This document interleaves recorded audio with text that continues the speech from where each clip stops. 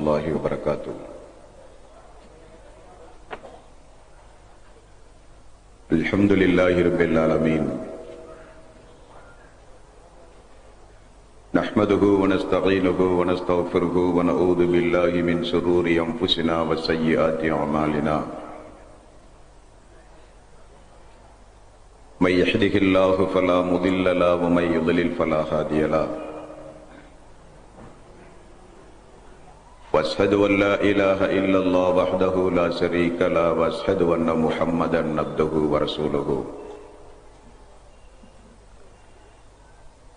يا ايها الذين امنوا اتقوا الله حق تقاته ولا تموتن الا وانتم مسلمون.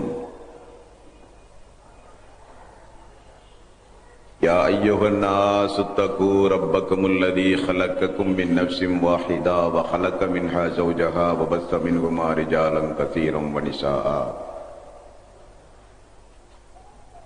واتقوا الله الذي تساءلون به والارحام ان الله كان عليكم رقيبا. يا أيها الذين آمنوا اتقوا الله وقولوا قولا سديدا يصلح لكم أعمالكم ويغفر لكم ذنوبكم ومن يطع الله ورسوله فقد فاز فوزا عظيما. فإن خير الحديث كتاب الله وخير الهدي هدي محمد صلى الله عليه وسلم وشر الأمور محدثاتها وكل محدثة بدعة وكل بدعة ضلالة وكل ضلالة في النار.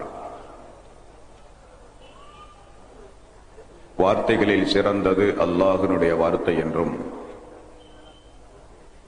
வழிகாட்டுதலில் சிறந்தது நபிகள் நாயகம் ஸல்லல்லாஹு அலைஹி வஸல்லம் அவர்களுடைய வழிகாட்டுதல் என்றும்,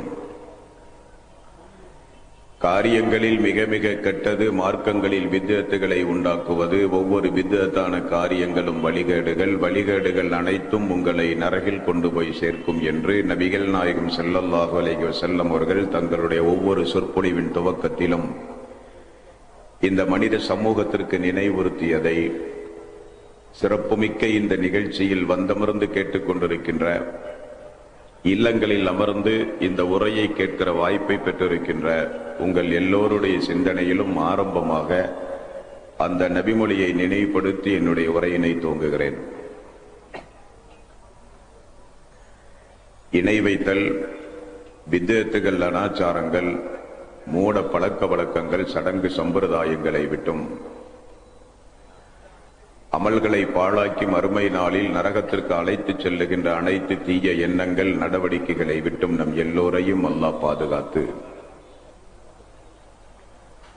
அல்லாஹ்வினுடைய மார்க்கத்தில் சொல்லப்பட்ட சட்டதிட்டங்களுக்கேற்ப நம்முடைய வாழ்வை நாம் அமைத்து மரணிக்கும் பொழுது உண்மை முஸ்லீமாக மரணித்து மறுமை நாளில் வெற்றி பெறுகின்ற ஒரு கூட்டத்தில் அல்லாஹ் நம் எல்லோரையும் எழுப்பி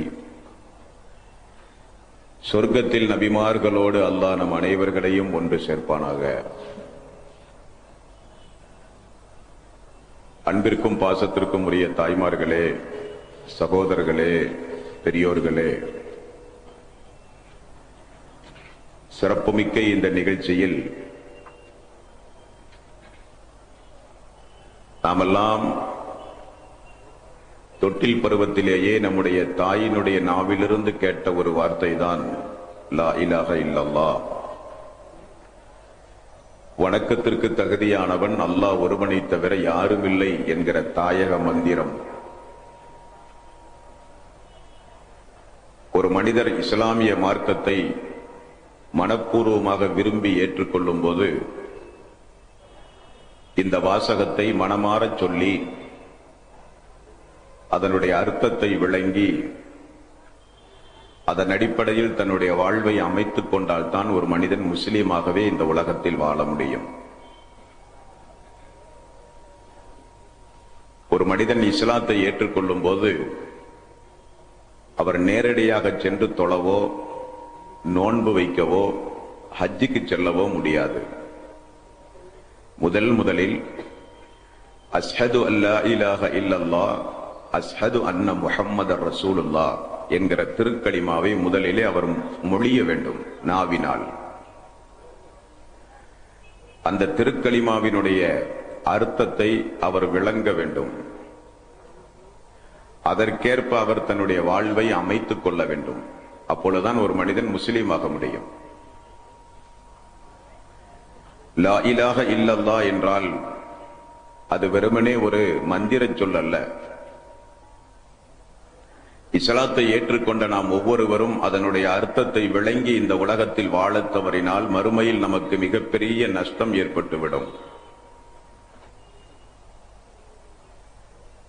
ஃபஅலம் அன்னஹு லா இலாஹ இல்லல்லாஹ், வணக்கத்திற்கு தகுதியானவன் அல்லாஹ் ஒருவனை தவிர யாருமில்லை என்பதை நீங்கள் கட்டாயம் படியுங்கள் என்று அல்லாஹ் சொல்லுகிறான்.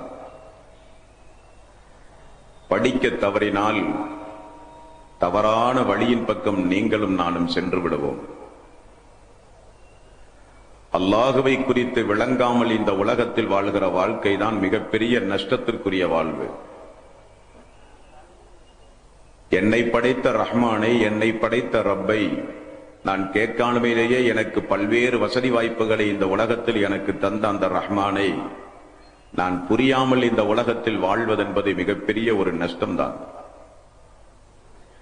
அதை விளங்காத காரணத்தினால்தான் லா இலாஹ இல்லல்லாஹ் என்கிற அந்த திருக்கலிமா சேதப்படுத்தப்பட்டு களங்கப்படுத்தப்பட்ட நிலையில் நம்முடைய உள்ளத்திலே இருக்கின்றது. வணக்கத்திற்கு உரியவன் அல்லாஹ் ஒருவனை தவிர யாருமில்லை என்றால் அதனுடைய பொருள் என்ன? வணக்கம் என்று இஸ்லாம் எவைகளையெல்லாம் நமக்கு கூறுகின்றதோ அவைகள் அனைத்தையும் அந்த அல்லாஹ் ஒருவனை தவிர யாருக்குமே நாம் செலுத்தக்கூடாது. வணக்கம் என்கிற தமிழ் சொல்லை அகற்றிவிட்டு தொழுகை என்கிற வார்த்தையை போட்டு பாருங்கள். தொழுகை அல்லாஹ் ஒருவனை தவிர யாருக்கும் கிடையாது. நோன்பு அல்லாஹ் ஒருவனை தவிர யாருக்கும் கிடையாது. அறுத்து பலியிடுவது அல்லாஹ் ஒருவனுக்கு தவிர யாருக்கும் கிடையாது. நேர்ச்சை செய்வது அல்லாஹ் ஒருவனை தவிர யாருக்கும் கிடையாது. தஸ்பீஹ் செய்வது அவனை தவிர வேறு யாருக்கும் கிடையாது. பிரார்த்தனை செய்வது அவனை தவிர வேறு யாருக்கும் கிடையாது. தௌபா செய்வது அவனை தவிர வேறு யாருக்கும் கிடையாது.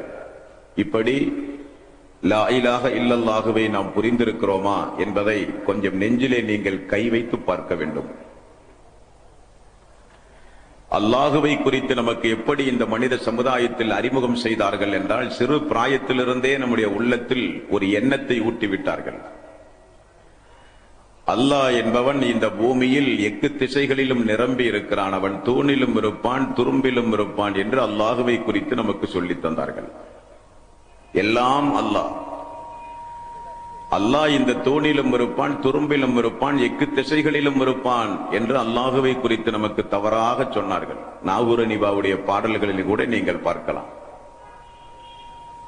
அல்லாஹ் தன்னை பற்றி திருக்குரானில் தான் எங்கே இருப்பதாக சொல்லுகிறான் என்பதை நாம் படித்திருந்தால், விளங்கி இருந்தால், அல்லாஹ்வினுடைய ரசூல் அல்லாஹுவை குறித்து நமக்கு விளக்கமாக சொன்னதை நாம் புரிந்திருந்தால், அல்லாஹுவை குறித்து தவறான விளக்கங்கள் கொடுக்கிற அணியிலேயோ ஜமாத்திலேயோ அங்கம் வகித்து நாம் தவறாக அல்லாஹுவை விளங்கி இந்த உலகத்தில் வாழ்வோமா? காலப்போக்கில் இந்த மனித சமுதாயத்தில் அல்லாஹுவை பற்றி ஒரு பயமே கிடையாது. பொய் சத்தியம் போட்டு வியாபாரம் செய்கிறோம். அல்லாஹின் மீது சத்தியமிட்டு நாம் ஏமாற்றுத்தனம் புரிகிறோம். அல்லாஹின் மீது சத்தியமிட்டு வாக்கு மாற்றம் செய்கிறோம். அல்லாஹின் மீது சத்தியமிட்டு எவ்வளவோ தீய காரியங்களை செய்கிறோம். அல்லாஹின் மீது சத்தியமிட்டு நாமெல்லாம் நம்மை தற்காத்துக் கொள்வதற்காக வேண்டி எவ்வளவோ பொய் பேசுகிறோம், புறம் பேசுகிறோம், அவதூறு பேசுகிறோம். என்ன காரணம்? அவனை குறித்து எந்த பயமும் நமக்கு கிடையாது. காரணம், அவனை குறித்து தெரிந்தாலல்லவா நாம் பயப்படுவதற்கு. அந்த அல்லாஹுவை குறித்து விளங்கினால்தானே நாம் பயப்படுவதற்கு. ஆக இந்த நல்ல நாளில் நாமெல்லாம் வணக்கத்திற்கு உரிய அல்லாஹ் என்பவன் யார் என்பதை இன்றைய தினம் இன்ஷா அல்லாஹ் விளங்கப் போகின்றோம். அல்லாஹுவை மட்டுமே வணங்குகிற சமுதாயமாக நாம் மாற வேண்டும் என்கிற உன்னத லட்சியத்தோடு இந்த உரை இங்கே நிகழ்த்தப்படுகின்றது. யாருடைய கையில் மரணமும், யாருடைய கையில் மன்னரை வாழ்வும், யாருடைய கையில் மறுமையும், யாருடைய கையில் நரகமும், யாருடைய கையில் சொர்க்கமும், யாருடைய கையில் நீதி விசாரணை மன்றமும் உண்டுமோ அந்த அல்லாஹுவை குறித்து நாம் படிக்க தவறியதனுடைய விளைவு இந்த பூமியில் ஏராளமான விபத்துகள் ஏற்பட்டுவிட்டது. அல்லாஹுவை இந்த மனித சமுதாயத்திற்கு அறிமுகம் செய்ய வேண்டிய உண்மை முஸ்லிம்களாகிய நாம் இன்றைக்கு முஸ்லிம்கள் மத்தியிலேயே அல்லாஹுவை அறிமுகம் செய்ய வேண்டிய துர்பாக்கியமான சூழ்நிலை. இந்துக்களையும் கிறிஸ்தவர்களையும் புத்தர்களையும் இந்த உலகத்தில் வாழ்ந்து கொண்டிருக்கின்ற இன்னபிற மதவாதிகளையும் மதத்திலே பின்பற்றாத நாத்திகவாதிகளை எல்லாம் அழைத்து வைத்துக் கொண்டு அல்லாஹுவை அறிமுகம் செய்வதற்கு பதிலாக முஸ்லிம்களுடைய சமுதாயத்தில் முஸ்லிம் முஹல்லாக்களில் முஸ்லிமான ஆண்களையும் பெண்களையும் அழைத்து வைத்துக் கொண்டு அல்லாஹுவை பற்றி அறிமுகம் செய்ய வேண்டிய நிலைக்கு நாம் இன்றைக்கு தள்ளப்பட்டு விட்டோம். என்ன காரணம்?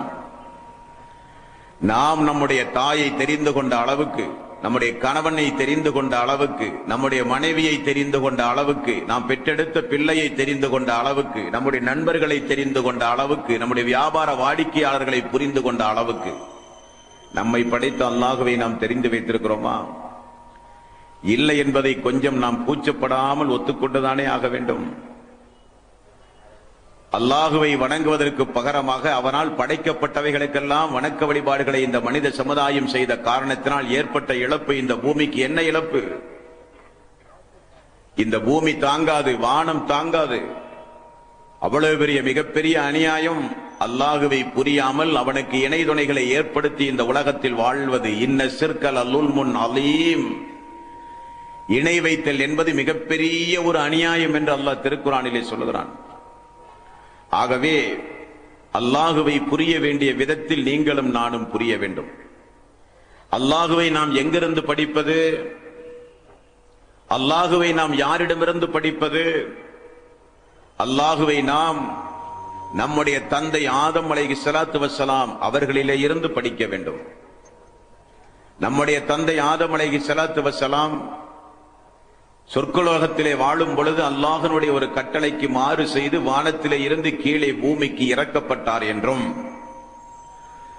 அல்லாஹ்விடமிருந்து ஒரு சில வாசகங்களை கற்றுக்கொண்டு அல்லாஹ்விடத்திலே பிரார்த்தனை செய்தார் என்றும், அந்த பிரார்த்தனையின் மூலமாக அல்லாஹ் அவரை மன்னித்தான் என்றும் அல்லாஹ் திருக்குரானிலே 7வது அத்தியாயத்தின் 23வது வசனத்தில் அல்லாஹ் சொல்கிறான்.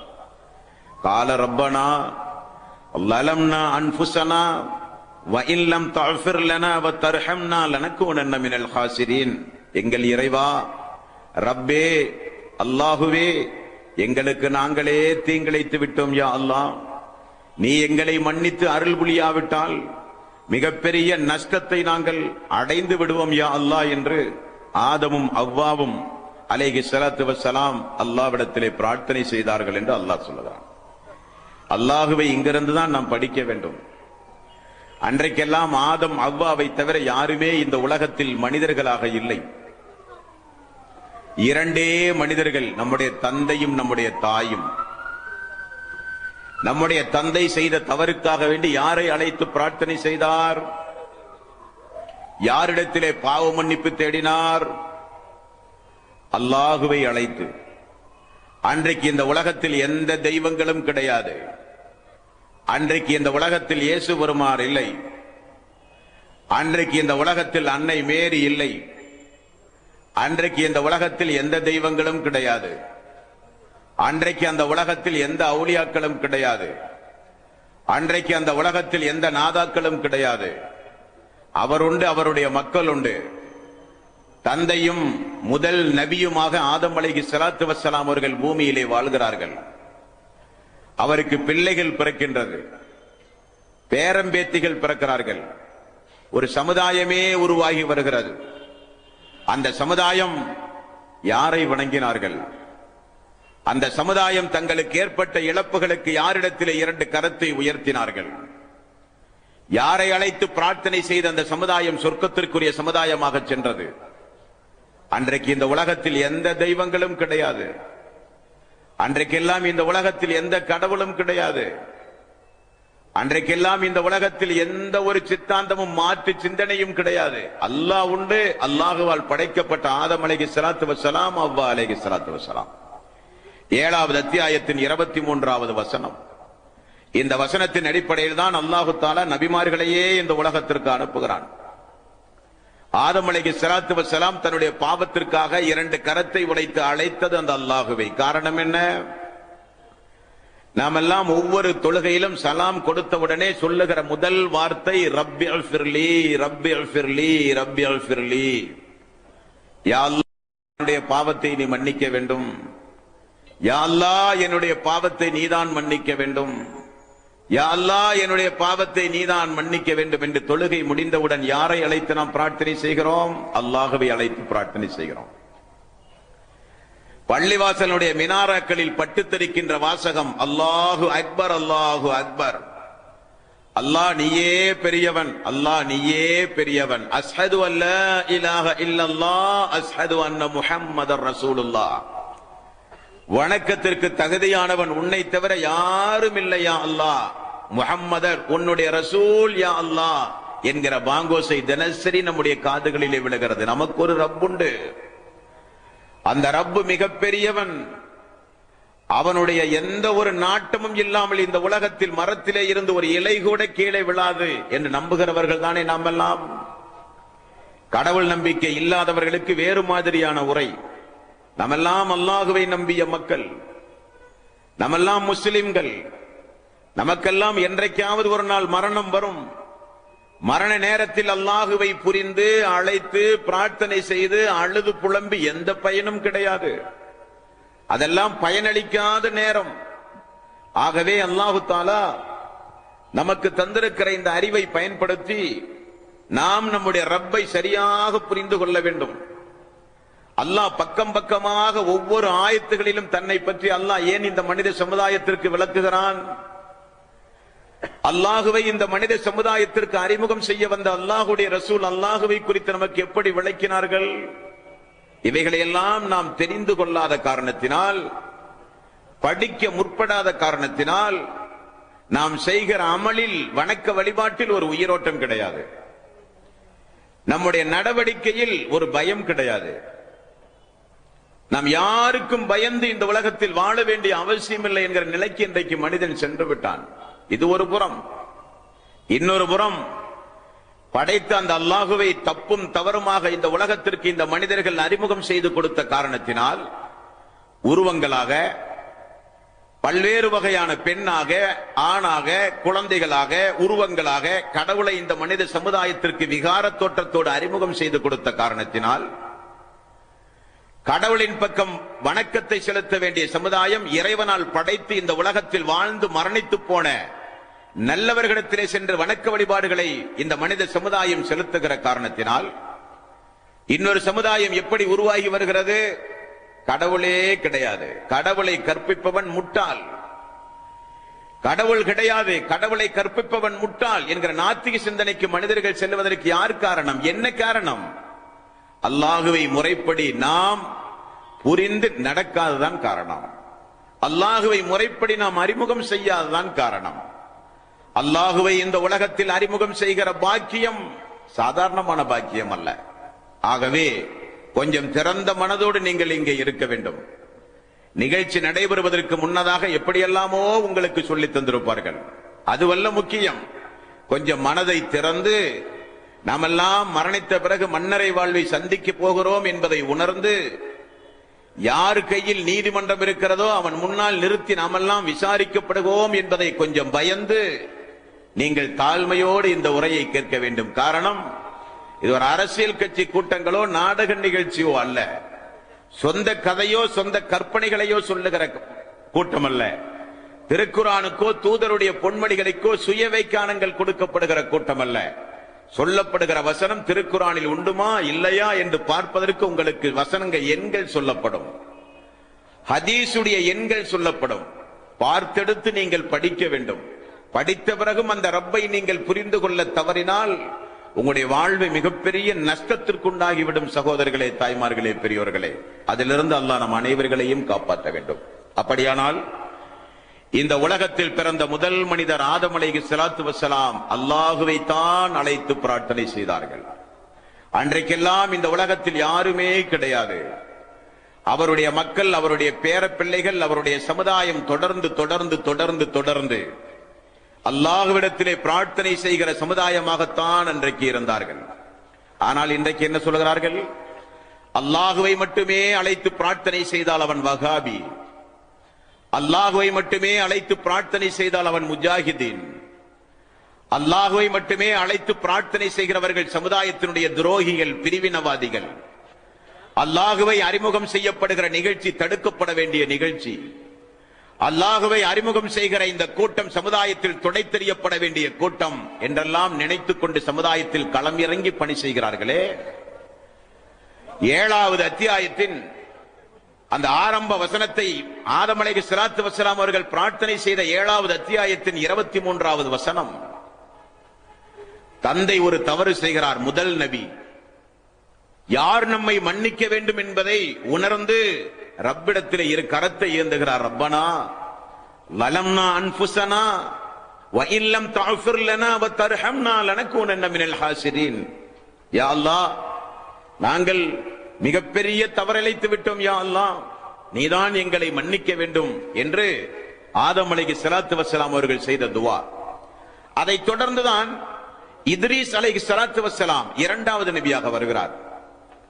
அதைத் தொடர்ந்துதான் 3வது நபியாக நூஹ் அலைஹிஸ்ஸலாத்து வஸ்ஸலாம் அவர்கள் வருகிறார். நீண்ட ஆயுளோடு 950 ஆண்டு காலம் நீண்ட வயது கொடுத்து அனுப்பப்பட்ட தூதர் நூஹ் அலைஹிஸ்ஸலாத்து வஸ்ஸலாம். ஆதம் அலைஹிஸ்ஸலாத்து வஸ்ஸலாம் அவர்களுடைய காலத்தில் எத்தனையோ அநியாயங்கள் நிகழ்ந்திருக்கலாம் மனிதன் என்கிற அடிப்படையில். ஆனால் தூதர்கள் எப்பொழுது இந்த பூமிக்கு வருகிறார்கள்? தூதர்களை அல்லாஹ் எந்த சந்தர்ப்பத்தில் இந்த பூமிக்கு அனுப்புகிறான்? மக்கள் அல்லாஹுவை குறித்து தடம் புரளும் போது, மக்கள் அல்லாஹுவை குறித்து விளங்க தவறும் போது, மக்கள் அல்லாஹுவை மறந்து அல்லாஹ்வுக்கு இணைதுணைகளை ஏற்படுத்தும் போது அல்லாஹு தஆலா தூதர்களை அனுப்புகிறான். 16வது அத்தியாயம் 36வது வசனம். வலக்கது பஅஸ்னா ஃபீ குல்லி உம்மத்தின் ரசூலன் வகாலு லா ததருன்ன ஆலிஹத்தக்கும். அல்லாஹ் ஒருவனை மட்டுமே நீங்கள் வணங்குங்கள், தீய சக்திகளை ஒரு காலம் நீங்கள் வணங்காதீர்கள் என்று சொல்வதற்குத்தான் ஒவ்வொரு சமூகத்திற்கும் அல்லாஹ் தூதர்களை அனுப்பியாக திருக்குர்ஆனிலே சொல்கிறான்.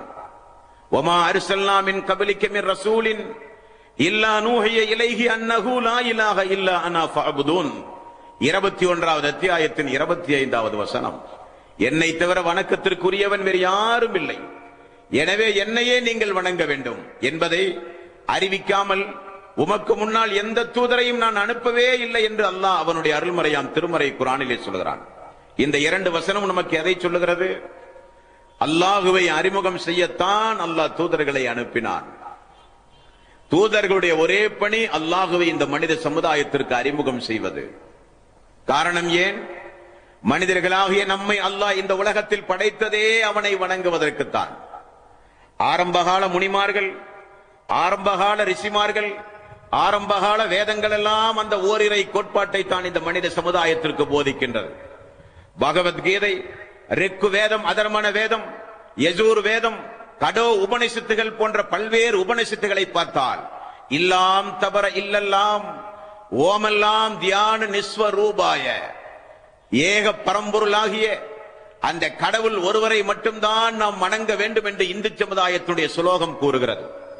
பைபிளை எடுத்துக்கொண்டால் 100க்கும் அதிகமான இறை வசனங்கள், வேத வரிகள், பொல்லாத மனிதருக்கு வானத்திற்கு மேல் பூமிக்கு கீழ் எந்த கடவுளும் வேண்டாம், ஒரே கர்த்தர் தான் நம்முடைய கடவுள் என்று பல்வேறு வசனங்கள், ஓல்டு டெஸ்டிமெண்ட், நியூ டெஸ்டிமெண்ட், பழைய ஏற்பாட்டிலும் புதிய ஏற்பாட்டிலும் நீங்கள் பார்க்கலாம். எல்லா வேதங்களும், எல்லா நல்லுள்ளம் படைத்தவர்களும், எல்லா ஆன்மீகவாதிகளும், எல்லா ஆன்மீக பாதைகளும் இந்த உலகத்தில் நமக்கு போதிப்பது அல்லாஹ் என்பவன் ஒருவன் தான். அவனுக்கு நிகரானவன் யாருமே கிடையாது. அவன்தான் நம்மை எல்லாம் படைத்து பரிபக்குவப்படுத்துபவன் என்றுதான் என்று சொல்லத்தான் எல்லா தூதர்களையும் அல்லாஹ் இந்த உலகத்திற்கு அனுப்பினான். அப்படியானால் இந்த மனித சமுதாயத்தில் இன்ன சிற்கல் அல்லுல்முன் அலீம், இணை வைத்தல் என்பது மிகப்பெரிய அநியாயம் என்று அல்லாஹ் சொல்லுகிறானே. இந்த அநியாயம் இந்த பூமியில் எப்பொழுது ஏற்பட்டது? இந்த அநியாயம் இந்த பூமியில் எப்பொழுது உருவானது? இந்த அநியாயம் இந்த பூமியில் எந்த வடிவத்தில் சைத்தான் அறிமுகம் செய்தான் என்பதை திருக்குர்ஆனை எடுத்து பாருங்க. நூஹ் நபியினுடைய காலத்தில் தான் அல்லாஹ்வுக்கு இணை வைக்கக்கூடிய அநியாயங்கள் உருவாகிறது. அது எந்த வடிவத்தில் உருவாகிறது? உருவச்சிலை வடிவத்தில். யாருக்கு உருவச்சிலை வடிவத்தில்? இறைவனை கற்பனை செய்து கற்பனை தோற்றத்தை உண்டாக்கி பெண்ணாக ஆணாக குழந்தைகளாக விகாரமான தோற்றத்தோடு மனிதர்கள் இன்றைக்கு உருவாக்கி வைத்திருக்கிற கடவுளை போல் அல்ல. அன்றைக்கு மக்கள் உருவ வழிபாடு செலுத்தினார்கள். சிலைத்தான் செலுத்த வைத்தான். இந்த பூமியில் முதலாக அல்லாஹுவால் படைக்கப்பட்ட மனிதர்கள் உருவங்களை சமைத்து வைத்துக் கொண்டு வணங்கினார்கள். நூஹ் நபியினுடைய காலத்தில் 71வது அத்தியாயம் 23வது வசனத்தில் வலா ததருன்ன, நீங்கள் உங்களுடைய கடவுள்களை விடாதீர்கள். நூஹ் நபி லா இலாஹ இல்லல்லாஹுவின் பக்கம் இந்த மனித சமுதாயத்தை அழைக்கும் போது அந்த மக்கள் எல்லாம் அந்த இறை தூதருக்கு எதிராக பேசுவதை அல்லாஹ் 71வது அத்தியாயத்தின் 23வது வசனத்தில் அல்லாஹ் சொல்கிறான். வலா ததருன்ன வத்தன் வலா சுவாஅன் வலா யஊஸ வயஊக வநஸ்ர். வலா ததருன்ன, உங்களுடைய கடவுள்களை நீங்கள் விடாதீர்கள். மேலும் வத்து சுவாஉ யகூஸ் யஊக் நஸ்ர் போன்ற தெய்வங்களையும் நீங்கள் விடாதீர்கள் என்று அந்த மக்கள் சொன்னதாக அல்லாஹ் திருக்குர்ஆனிலே சொல்கிறான். இந்த 5 நபர்கள் கொண்ட பெயரில், இந்த 5 பெயரில் அன்றைக்கு உருவங்கள் உருவானது. சைத்தான் முதலில் இந்த மனித சமுதாயத்தில் அல்லாஹ்வை விட்டு மக்களை தூரமாக்குவதற்காக இந்த பூமியில் எத்தனையோ பேரிழப்புகள் ஏற்பட்டிருக்க, மிகப்பெரிய பேரிழப்பை அல்லாஹ் தன்னுடைய திருமறை குர்ஆனில் எனக்கு இணை வைப்பதுதான் என்று அல்லாஹ் சொல்லுகிறான். அந்த இணை வைத்தல் இந்த மனித சமுதாயத்தில் எப்படி உருவானது என்று பாருங்கள். நல்ல மனிதர்கள் சந்தோஷமாக ஒரு சமுதாயம் வாழ்ந்து கொண்டிருக்கின்றது. எல்லாம் ஆதம் நபியினுடைய பேர பிள்ளைகள், ஆதமுடைய மக்களுடைய பேர குழந்தைகள். அவர்கள் தொன்று தொட்டு வரும் பொழுது ஒரு நபி நூஹ் நபி வருகிறார். மக்கள் எல்லாம் அல்லாஹ்வை வணங்கிக் கொண்டிருக்கிறார்கள். நூஹ் அலைஹிஸ்ஸலாத்து வஸ்ஸலாம் பிரச்சாரம் செய்கிறார்கள்.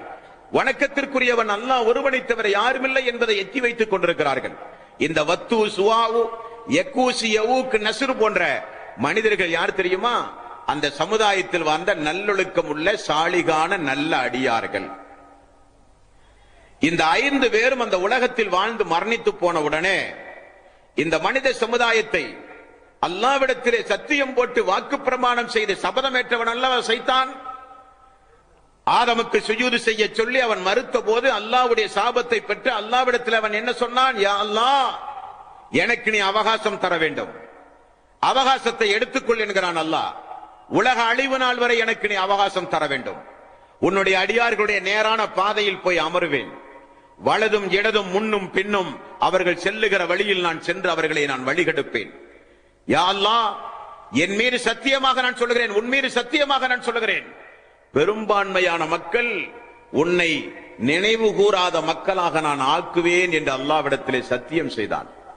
சத்தியத்தை இந்த பூமியில் முதலாக எந்த வடிவத்தில் அந்த சைத்தான் நிலைநிறுத்தினான் தெரியுமா? அதைத்தான் இந்த இஸ்லாமிய சமுதாயம் கூர்ந்து கவனிக்க வேண்டும். இந்த வத்து சுவாவு யகூஸ் யஊக் நஸ்ர் என்கிற இந்த 5 மனிதர்கள் அன்றைக்கு வாழ்ந்த நல்ல மனிதர்கள், சாலிகான நல்ல அடியார்கள். சாலிகான நல்லடியார்களின் மூலம் முதலில் இந்த பூமியில் அல்லாஹ்வுக்கு இணை வைக்கக்கூடிய காரியத்தை தூண்டுகிறான் சைத்தான். எப்படி? அந்த சமுதாயத்தில் வாழ்ந்த மக்களிடத்திலே போய் சைத்தான் உள்ளத்திலே போடுகிறான். இந்த வாழ்ந்து மரணித்த உங்களோடு வாழ்ந்த அந்த நல்லடியார்களை நீங்கள் நினைவு கூற வேண்டாமா? இறந்து விட்டால் கொண்டு போய் அடக்கி விட்டீர்கள். அடக்கினால் அதோடு போதுமா? அவர்கள் செய்த தியாகம் என்ன, அவர்கள் செய்த பணிகள் என்ன, அவர்களெல்லாம் சமுதாயத்தில் நினைவு கூற வேண்டிய நம்முடைய முன்னோர்கள் என்று சொல்லி சைத்தான் ஒரு சில மக்களுடைய உள்ளங்களில் வசுவாசை ஏற்படுத்தினான். நான் சொல்லுகிற செய்திகளுக்கெல்லாம் பின்னாடி புகாரியிலே ஹதீஸ் நம்பரோடு உங்களுக்கு நான் ஆதாரம் தருவேன். உள்ளத்திலே போய் வசுவாசை ஏற்படுத்துகிறான்.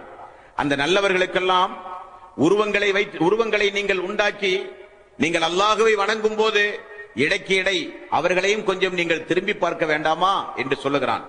நல்லதாகப்பட்ட சைத்தானுக்கு அடிபணிந்த ஒரு சிலவர்கள் இந்த 5 நல்லவர்களுக்கு முதலில் உருவங்களை வைக்கிறார்கள்.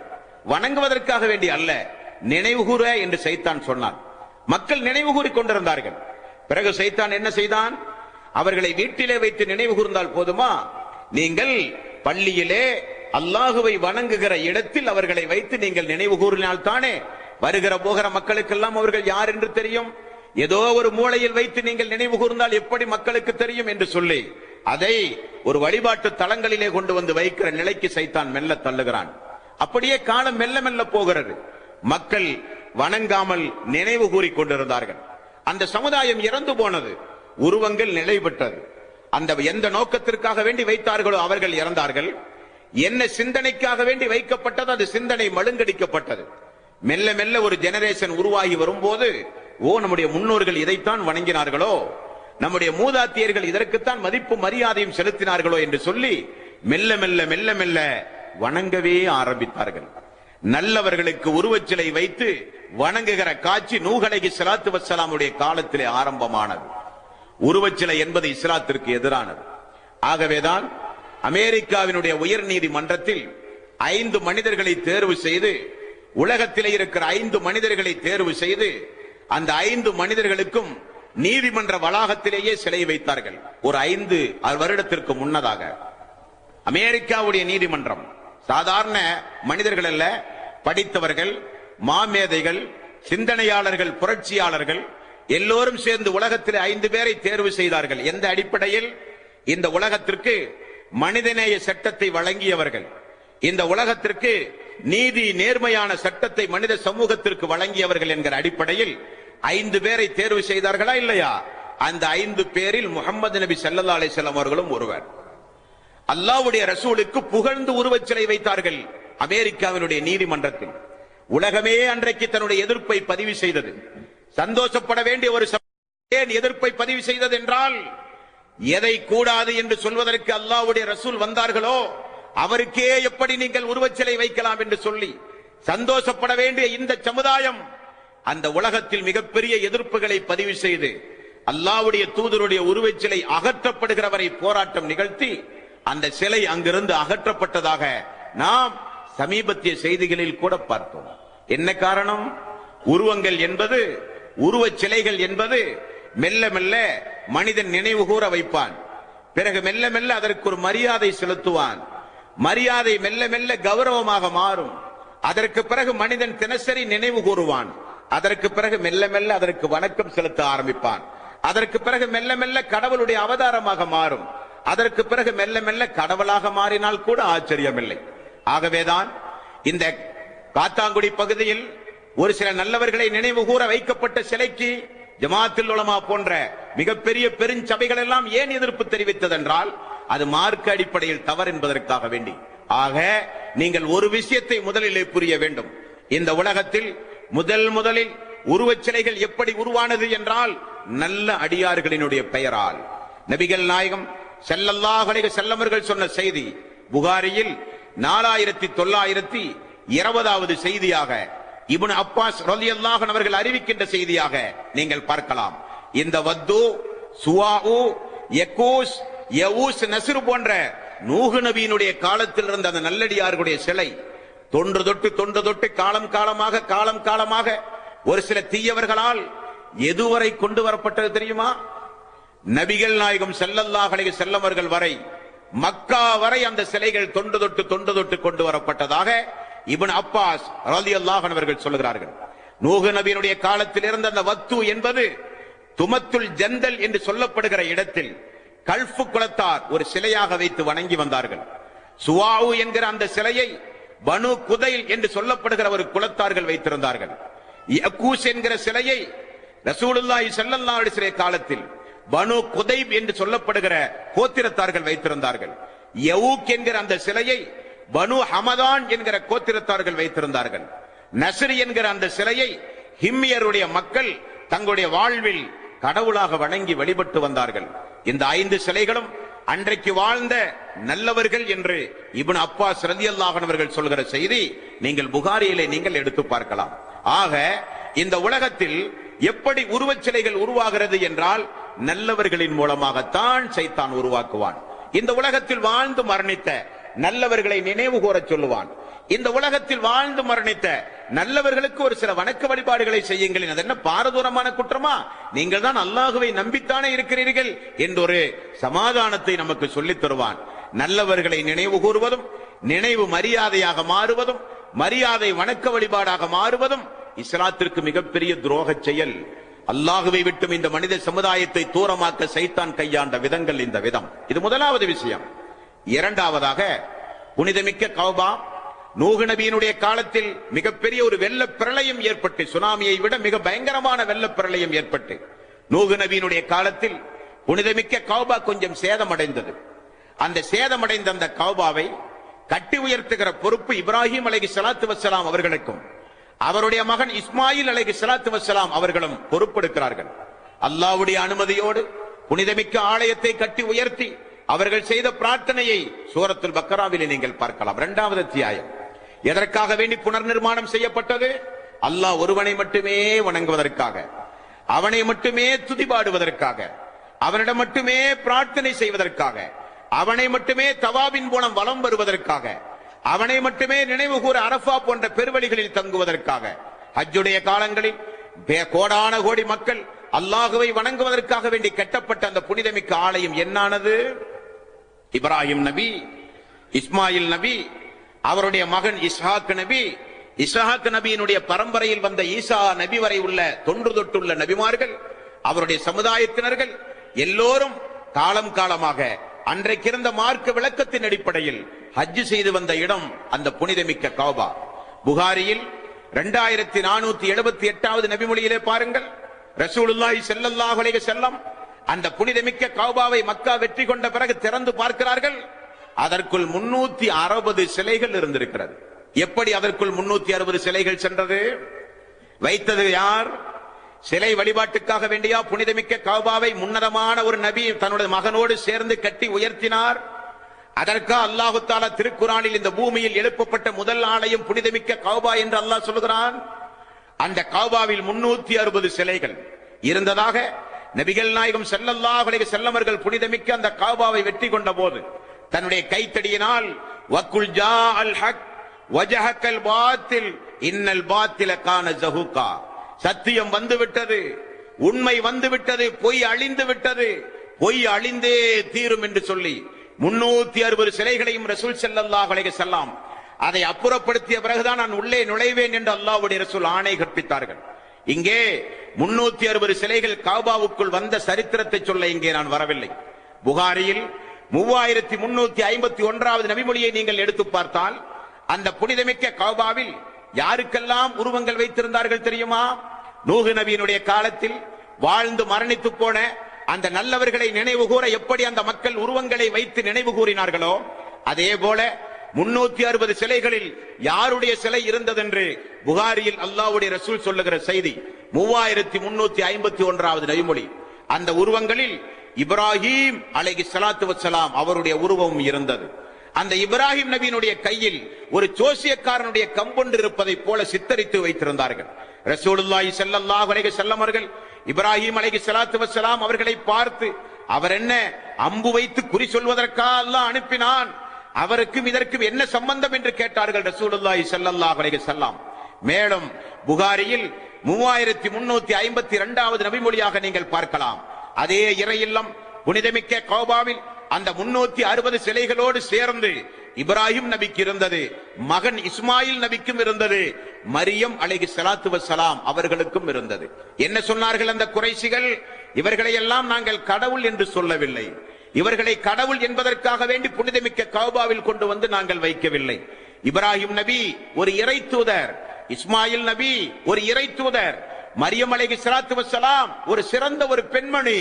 அப்படிப்பட்டவர்களை நினைவு கூறத்தான் நாங்கள் இந்த புனிதமிக்க கௌபாவிலே வைத்தோம் என்று அந்த பாவிகள் அன்றைக்கு சொன்னார்கள்.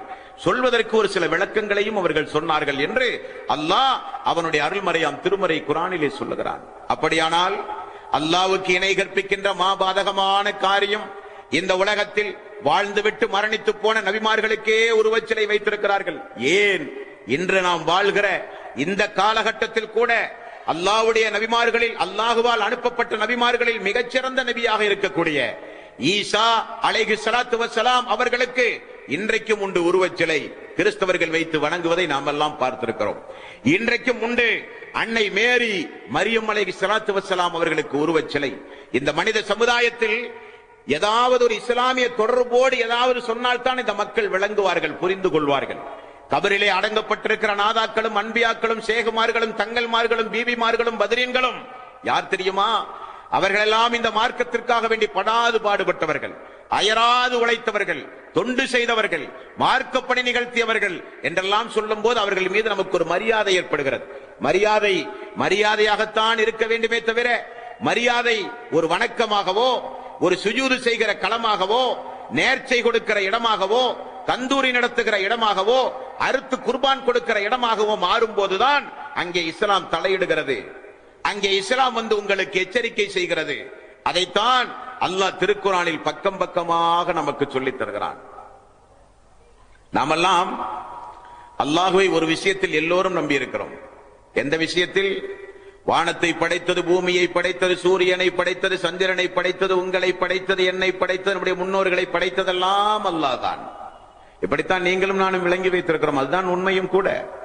ஆனால் சைத்தானும் அவனை படைத்தது அல்லாஹ் என்றுதானே சொன்னான்.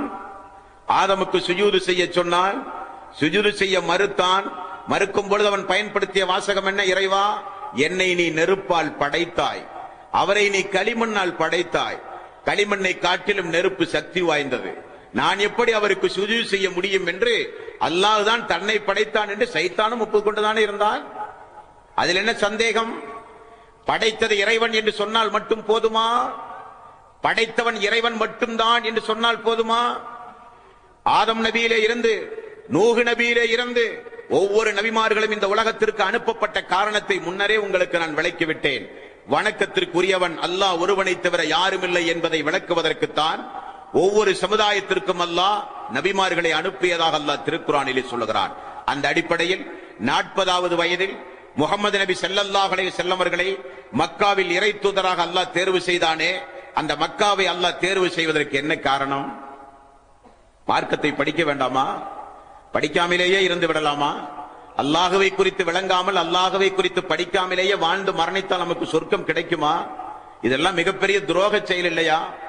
உலகத்தில் நமக்கு தேவையான மனைவி, தேவையான மக்கள், தேவையான பொருளாதாரம், தேவையான ஆரோக்கியம், தேவையான எல்லா வசதி வாய்ப்புகளையும் உலகத்திலே நாம் கேட்காமலேயே இலவசமாக தந்தானே. அந்த ரஹ்மானுக்கு நன்றி கடன் செலுத்த அவனை புரிந்து படிக்க வேண்டாமா நாம் எல்லாம்? அல்லாஹ்வுடைய ரசூல் ஒவ்வொரு நபிமார்களும் ஒவ்வொரு சமுதாயத்திற்கு இறை தூதர்கள் வந்தார்கள். ஃபிரௌனிடத்திலே மூசா வந்தார்கள், நம்ரூதிடத்திலே பல்வேறு இறை தூதர்கள் வந்தார்கள். ஒவ்வொரு கொடுமைக்கார அக்கிரமக்கார மன்னர்களை எதிர்த்து அல்லாஹ் தூதர்களை அனுப்பினான் என்றெல்லாம் குர்ஆனிலே பார்க்கிறீர்கள். அல்லாஹ்வுடைய ரசூலும் ஒரு சமுதாயத்திற்கு அனுப்பப்பட்டார்கள். அந்த சமுதாயம் எப்படிப்பட்ட சமுதாயம் என்பதை மட்டும் நம்முடைய இஸ்லாமிய சமுதாயம் விளங்கினால் உடனடியாக அல்லாஹ்வுக்கு இணை கற்பிக்கக்கூடிய காரியத்திலே இருந்து நாம் விலகி விடுவோம். அல்லாஹ்வை நாம் புரிந்தது தவறு என்பதை நாம் உணர்ந்து விடுவோம். அதற்கு ஒரு சில வசன எண்களை தருகிறேன், முடிந்தால் குறித்துக் கொள்ளுங்கள். இல்லாவிட்டால் இந்த சீடியை திரும்ப வாங்கி போட்டாவது அந்த வசன எண் திருக்குர்ஆனிலே உண்டுமா, உண்மையிலேயே அந்த வசனத்திற்கேற்பத்தான் அந்த மக்கள் நடந்தார்களா என்பதை கொஞ்சம் நாம் பார்க்க வேண்டாமா? இணை வைத்து இந்த உலகத்தில் வாழ்வது என்பது சாதாரணமான குற்றம் அல்ல. விபச்சாரம் புரிந்து கொலை கொள்ளைகளிலே ஈடுபட்டு சூதாட்டம் ஆடி மதுபானத்தை அருந்தி எண்ணற்ற கொடுமைகள் உலகத்திலே உண்டுமோ, எந்த கொடுமைகளை காட்டிலும் மிகப்பெரிய கொடுமை அல்லாஹ்வுக்கு இணை வைப்பது. இந்த செயலுக்கு மட்டும் கொஞ்சம் வீரியம் உண்டு. இது எய்ட்ஸை காட்டிலும் கேன்சரை காட்டிலும் மிகப்பெரிய ஆபாய சங்கு ஊதுகின்ற மிகப்பெரிய அபாயகரமான ஒரு காரியம் அல்லாஹ்வுக்கு இணை வைப்பது. லயின் அஸ்ரக்த லயஹ்பத்தன்ன அமலுக வல தகூனன்ன மினல் ஹாசிரீன். அல்லாஹ்வுக்கு இணை வைத்தால் உங்களுடைய வாழ்வில் நீங்கள் செய்து போன 40 ஆண்டு கால, 50 ஆண்டு கால, 60 ஆண்டு கால மரணம் வரை நீங்கள் செய்த எந்த நற்கர்மங்களுக்கும் கூலி கிடைக்காது என்று அல்லாஹ் மிக கடுமையான எச்சரித்திருக்கின்ற அந்த இணை வைத்தல் என்கிற ஒரு பாடத்தை ரசூலுல்லாஹ்வுடைய வாழ்க்கை வரலாற்றிலே பாருங்கள். அல்லாஹு தஆலா தூதரை அனுப்புகிறான். மக்காவிலே மக்கள் எல்லாம் வாழ்ந்து கொண்டிருக்கிறார்கள். அபூஜஹல் உண்டு, உத்பா உண்டு, ஷைபா உண்டு. இஸ்லாத்தினுடைய வன் காபிர்கள் என்று பிறகு நாம் எல்லாம் வரலாற்றில் தெரிந்து கொண்ட இஸ்லாமிய மார்க்கத்தை மிக கடுமையாக எதிர்த்த பல்வேறு குறைஷிகள் வாழ்கிற ஊர் அந்த புனிதமிக்க கௌபா, புனிதமிக்க மக்கா. அங்கு அல்லாஹ் ஒரு தூதரை அனுப்புகிறான். எதற்காக? அந்த மக்களுக்கு என்ன அல்லாஹ் யார் என்று தெரியாதா? அல்லாஹ்வுடைய ரசூல் வருவதற்கு முன்னதாகவே அல்லாஹ்வுடைய ரசூலுடைய தந்தைக்கு பெயர் என்ன? அப்துல்லா. அப்துல்லா என்றால் அல்லாஹுவின் அடிமை. அல்லாஹ்வுடைய ரசூல் இந்த பூமியில் பிறப்பதற்கு முன்னதாகவே அந்த தூதருடைய தந்தையினுடைய பெயர் அப்துல்லா. அல்லாஹ்வினுடைய அடிமை என்று அந்த மக்கள் தனக்கு பெயர் வைத்திருந்தார்கள். அந்த மக்களுக்கெல்லாம் போய் அல்லாஹ்வை அறிமுகம் செய்ய அல்லாஹ்வுடைய ரசூல் தேவையில்லை. அந்த அளவுக்கு அந்த மக்கள் அல்லாஹ்வை விளங்கி வைத்திருந்தார்கள். நான் கொஞ்சம் பேசுகிறேன் என்று நீங்கள் வருத்தப்படக்கூடாது. நம்மை காட்டிலும் அந்த மக்கள் அல்லாஹ்வை விளங்கி வைத்திருந்தார்கள். 26வது அத்தியாயம் 61வது வசனம். வலையின் சாழ்த்தகும் மண் ஹலக்க சமாவாத்தி வல் ஆரம். வானத்தையும் பூமியையும் படைத்தவனும் வஸ்ஸகர ஸம்ஸவல் கமர். சூரியனையும் சந்திரனையும் தன்னுடைய கட்டுப்பாட்டில் வைத்திருப்பவன் யார் என்று நபியே நீங்கள் அந்த மக்களிடத்திலே கேளுங்கள். லயக்கூலுன்னல்லாஹ், அல்லாஹுதான் என்று அந்த மக்கள் சொல்லுவார்கள். 29வது அத்தியாயம் 61வது வசனம். வானத்தையும் பூமியையும் படைத்தவன் யார், சூரியனையும் சந்திரனையும் தன்னுடைய கட்டுப்பாட்டில் வைத்தவன் யார் என்று நபியே அந்த மக்களிடத்திலே கேளுங்கள். அந்த மக்கள் சொல்லுவார்கள் அல்லாஹ் என்று சொல்லுவார்கள். மேலும் 29வது அத்தியாயம் 63வது வசனம். வலையின் சஅல்தகும் மன் நஸல மினஸ் ஸமாஇ மாஅன் ஃபஅஹ்யா பிஹில் அர்ல் மின் பஅதி மௌத்திஹா லலக்கூனுனல்லாஹ். வானத்திலே இருந்து தண்ணீரை இறக்கி இந்த பூமியை உயிர்ப்பிக்கிற ஆற்றல் யாரிடத்தில் உண்டு என்று நபியே நீங்கள் கேளுங்கள். அவர்கள் சொல்லுவார்கள் அல்லாஹ் என்று சொல்லுவார்கள். எதையெல்லாம் அல்லாஹ் என்று சொல்கிறார்கள்? வானத்தை படைத்தவன் அல்லாஹ், பூமியை படைத்தவன் அல்லாஹ், சூரியனையும் சந்திரனையும் தன்னுடைய கட்டுப்பாட்டில் வைத்துக் கொண்டிருப்பவன் அல்லாஹ், அந்த வானத்திலிருந்து மழை பொழிய செய்கிற ஆற்றல் படைத்தவன் அல்லாஹ், அந்த பெய்கிற மழையை இந்த பூமியில் பக்குவமாக தேக்கி வைத்து மக்களுக்கு தேவையான கனிவர்க்கங்களை கொடுத்து காய்ந்து போன பூமிகளை எல்லாம் உயிர்ப்பிக்கிற ஆற்றல் படைத்தவன் அல்லாஹ் என்று அல்லாஹ்வை குறித்து அந்த மக்கள் மிக தெளிவாக புரிந்து வைத்திருந்தார்கள். 23வது அத்தியாயம் 84வது வசனம். குல் லிமனில் அர்ல் வமன் ஃபீஹா இன் குன்தும் தஅலமூன். பூமியும் அதில் உள்ளோரும் யாருக்கு சொந்தம்? இந்த பிரம்மாண்டமான இந்த பூமி யாருக்கு சொந்தம்? பூமியில் இருக்கின்ற மலைகள், சூரியன், சந்திரன் என்று இந்த பூமியில் இறைவனால் படைக்கப்பட்ட எண்ணற்ற பொருள்கள் யாருக்கு சொந்தம் என்று நபியே நீங்கள் கேளுங்கள். அவர்கள் சொல்லுவார்கள் அல்லாஹ்வுக்கு என்று அந்த மக்கள் சொல்லுவார்கள். 23வது அத்தியாயம் 86வது வசனம். குல் மன் ரப்புஸ் ஸமாவாத்தி ஸப்இ வ ரப்புல் அர்ஷில் அலீம். 7 வானங்களுடைய அதிபதி யார்? மகத்தான அரிசிக்கு சொந்தக்காரன் யார் என்று நபியே நீங்கள் போய் கேளுங்கள். அந்த அபூஜஹில் சொல்லுவான் லயக்கூலுனல்லாஹ், அல்லாஹ்தான் என்று அவர்கள் சொல்லுவார்கள். 23வது அத்தியாயம் 88வது வசனம். குல் மன் பியதிஹி மலக்கூத்து குல்லி ஷைஇன். பாதுகாப்பவனும் பாதுகாக்கப்பட்டவனுமாகிய அல்லாஹ் ரப்பல் ஆலமீன் யார்? இந்த உலகத்துடைய அனைத்து ஆட்சி அதிகாரமும் யாருடைய கையில் இருக்கின்றது? யார் பாதுகாப்பவன், யார் பாதுகாக்கப்படுவதற்கு தகுதி படைத்தவன் என்று நபியே நீங்கள் கேளுங்கள். அல்லாஹ் என்ற அந்த மக்கள் சொல்லுவார்கள் என்று அல்லாஹ் சொல்லுகிறான். 29வது அத்தியாயம் 65வது வசனம் படித்தால் நீங்கள் ஆச்சரியப்படக்கூடும். அல்லாஹ் என்ன சொல்கிறான் தெரியுமா? ஃபைதா ரகிபு மின் ஃபீ ஃபுல்கி தஅவுல்லாஹ முஹ்லிஸீன லஹுத்தீன். கடலிலே அந்த மக்கள் பயணம் செய்யும் போது ஏதாவது அசௌரியங்கள் அந்த மக்களுக்கு ஏற்பட்டால், காற்று போன்ற சூறாவளி காற்றுகள் ஏற்பட்டால் உடனே அவர்கள் இஹ்லாஸாக அல்லாஹுவை அழைத்து பிரார்த்தனை செய்வார்கள்.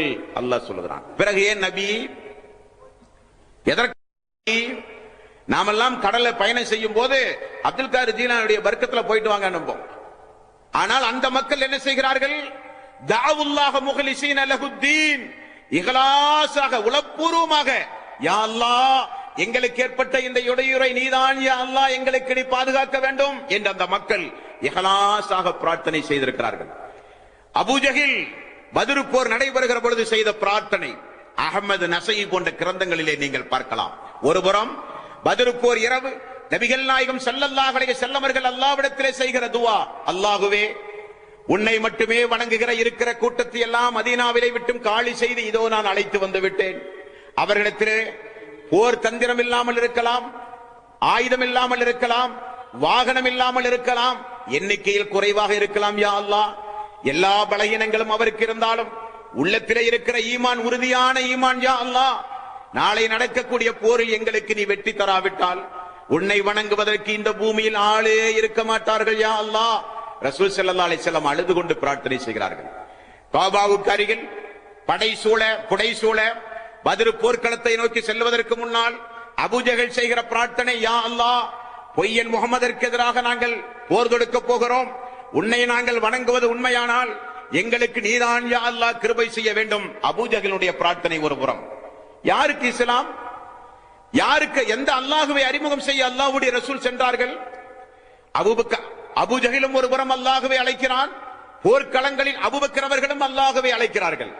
இருவரும் அல்லாஹுவை அழைக்கிறார்கள்.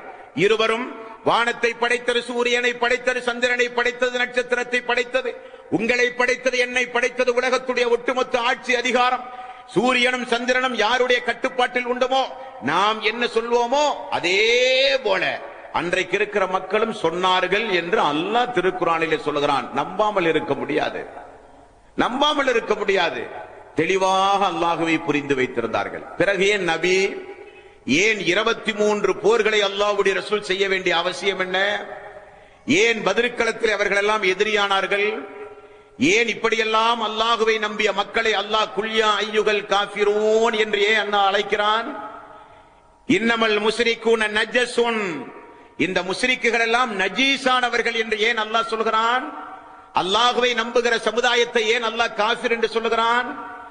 எல்லாம் அல்லாஹுதான் என்று சொல்லி கடலிலே பயணம் செய்யும் போது அல்லாஹுவை அழைத்து பிரார்த்தனை செய்த ஒரு சமுதாயத்தை இன்னமல் முஸ்ரிகூன நஜஸுன் என்று அல்லாஹ் ஏன் சொன்னான் என்பதைத்தான் அல்லாஹுவை படிக்க வேண்டிய விதத்தில் நீங்களும் நானும் படிக்க வேண்டும்.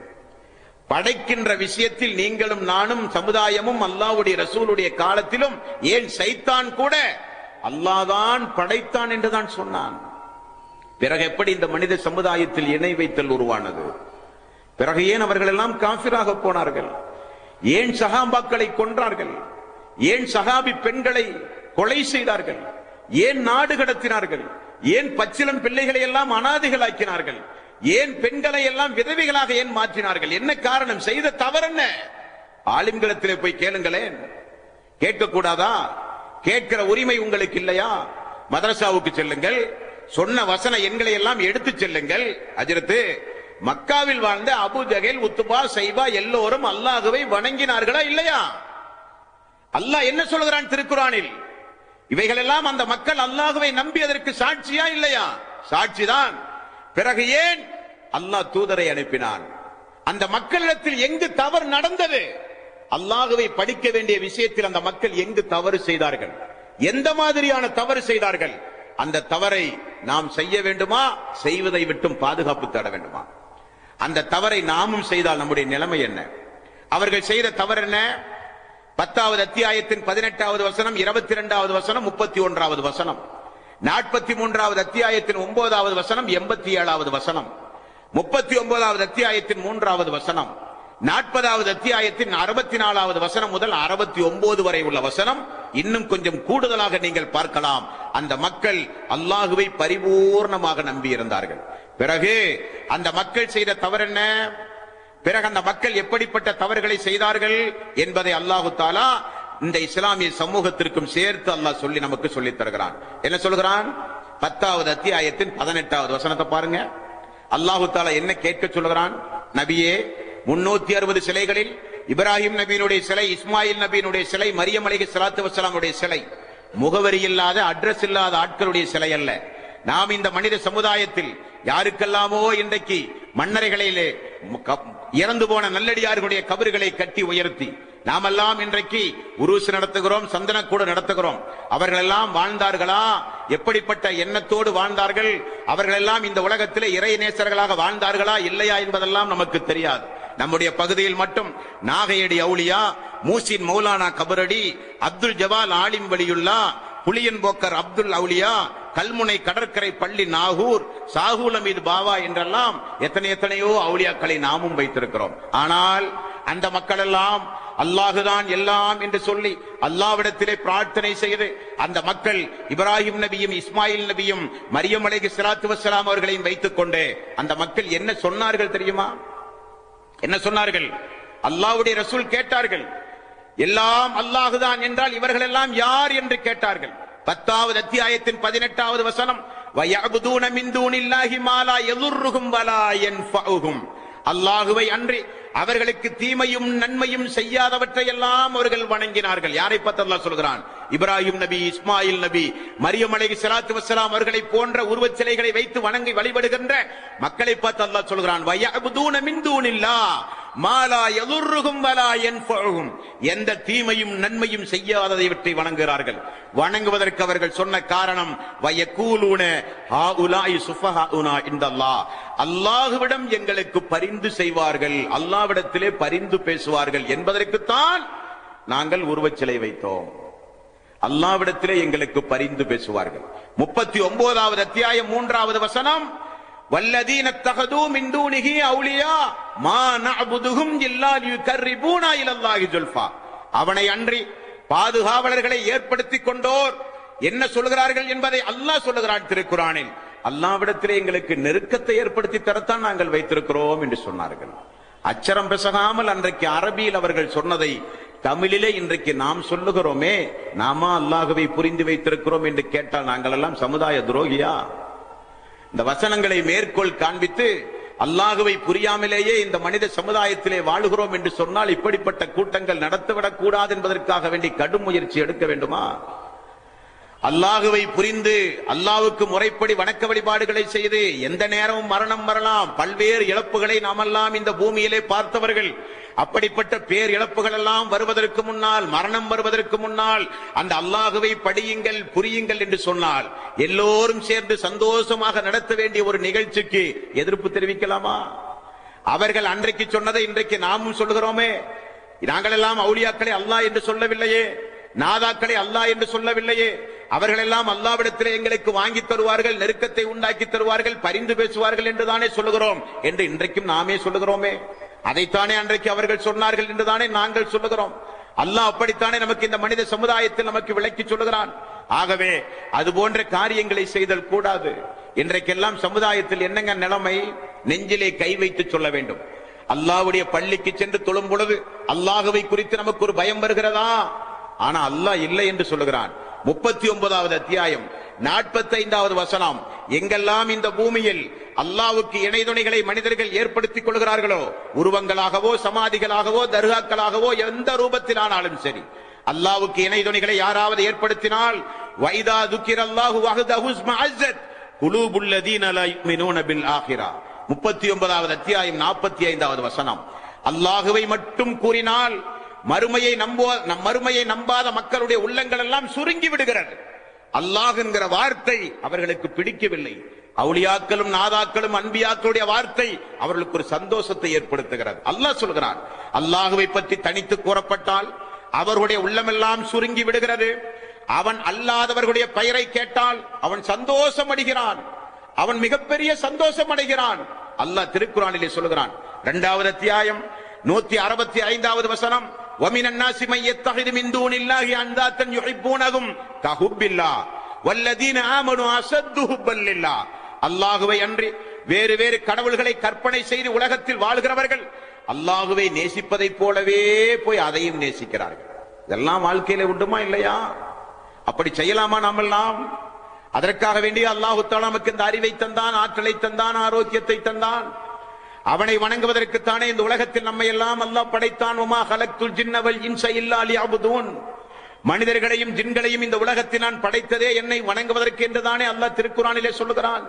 ஆகவே நம்முடைய பாதையை கொஞ்சம் மறுபரிசீலனை செய்யுங்கள் சகோதரர்களே, தாய்மார்களே, பெரியோர்களே.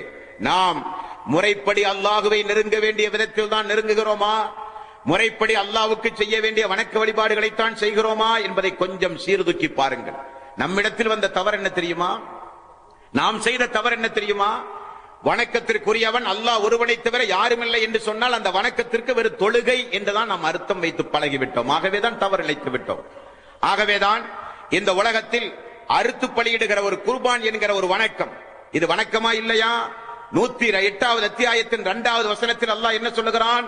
ஃபஸல்லி லிரப்பிக வன்ஹர். உம்முடைய இறைவனை தொழுது அவனுக்காக வேண்டி நீங்கள் குர்பான் கொடுங்கள் என்று அல்லாஹ் சொல்கிறான். குர்பான் என்பது வணக்கமா இல்லையா? குர்பான் என்பது தான் தோண்டித்தனமாக நாம் செய்ய முடியுமா? அந்த குர்பானை, அந்த நேர்ச்சையை அல்லாஹ் அல்லாதவர்களுக்கு நாம் செய்கிறோமா இல்லையா? செய்து கொண்டு லா இலாஹ இல்லல்லாஹ் வணக்கத்திற்கு தகுதியானவன் அல்லாஹ் ஒருவனை தவிர யாரும் இல்லை என்று சொன்னால் அந்த சொல்லினுடைய அர்த்தம் என்ன சகோதரர்களே? சூரத்துல் ஃபாத்திஹா ஓதுகிறோம் தொழுகையின் பொழுது, இய்யாக நஅ்புது வ இய்யாக நஸ்தஈன், உன்னையே வணங்குவோம். அர்த்தம் என்ன? உன்னையே வணங்குவோம் என்றால் வேறு யாரையும் வணங்க மாட்டோம் என்று பொருள்.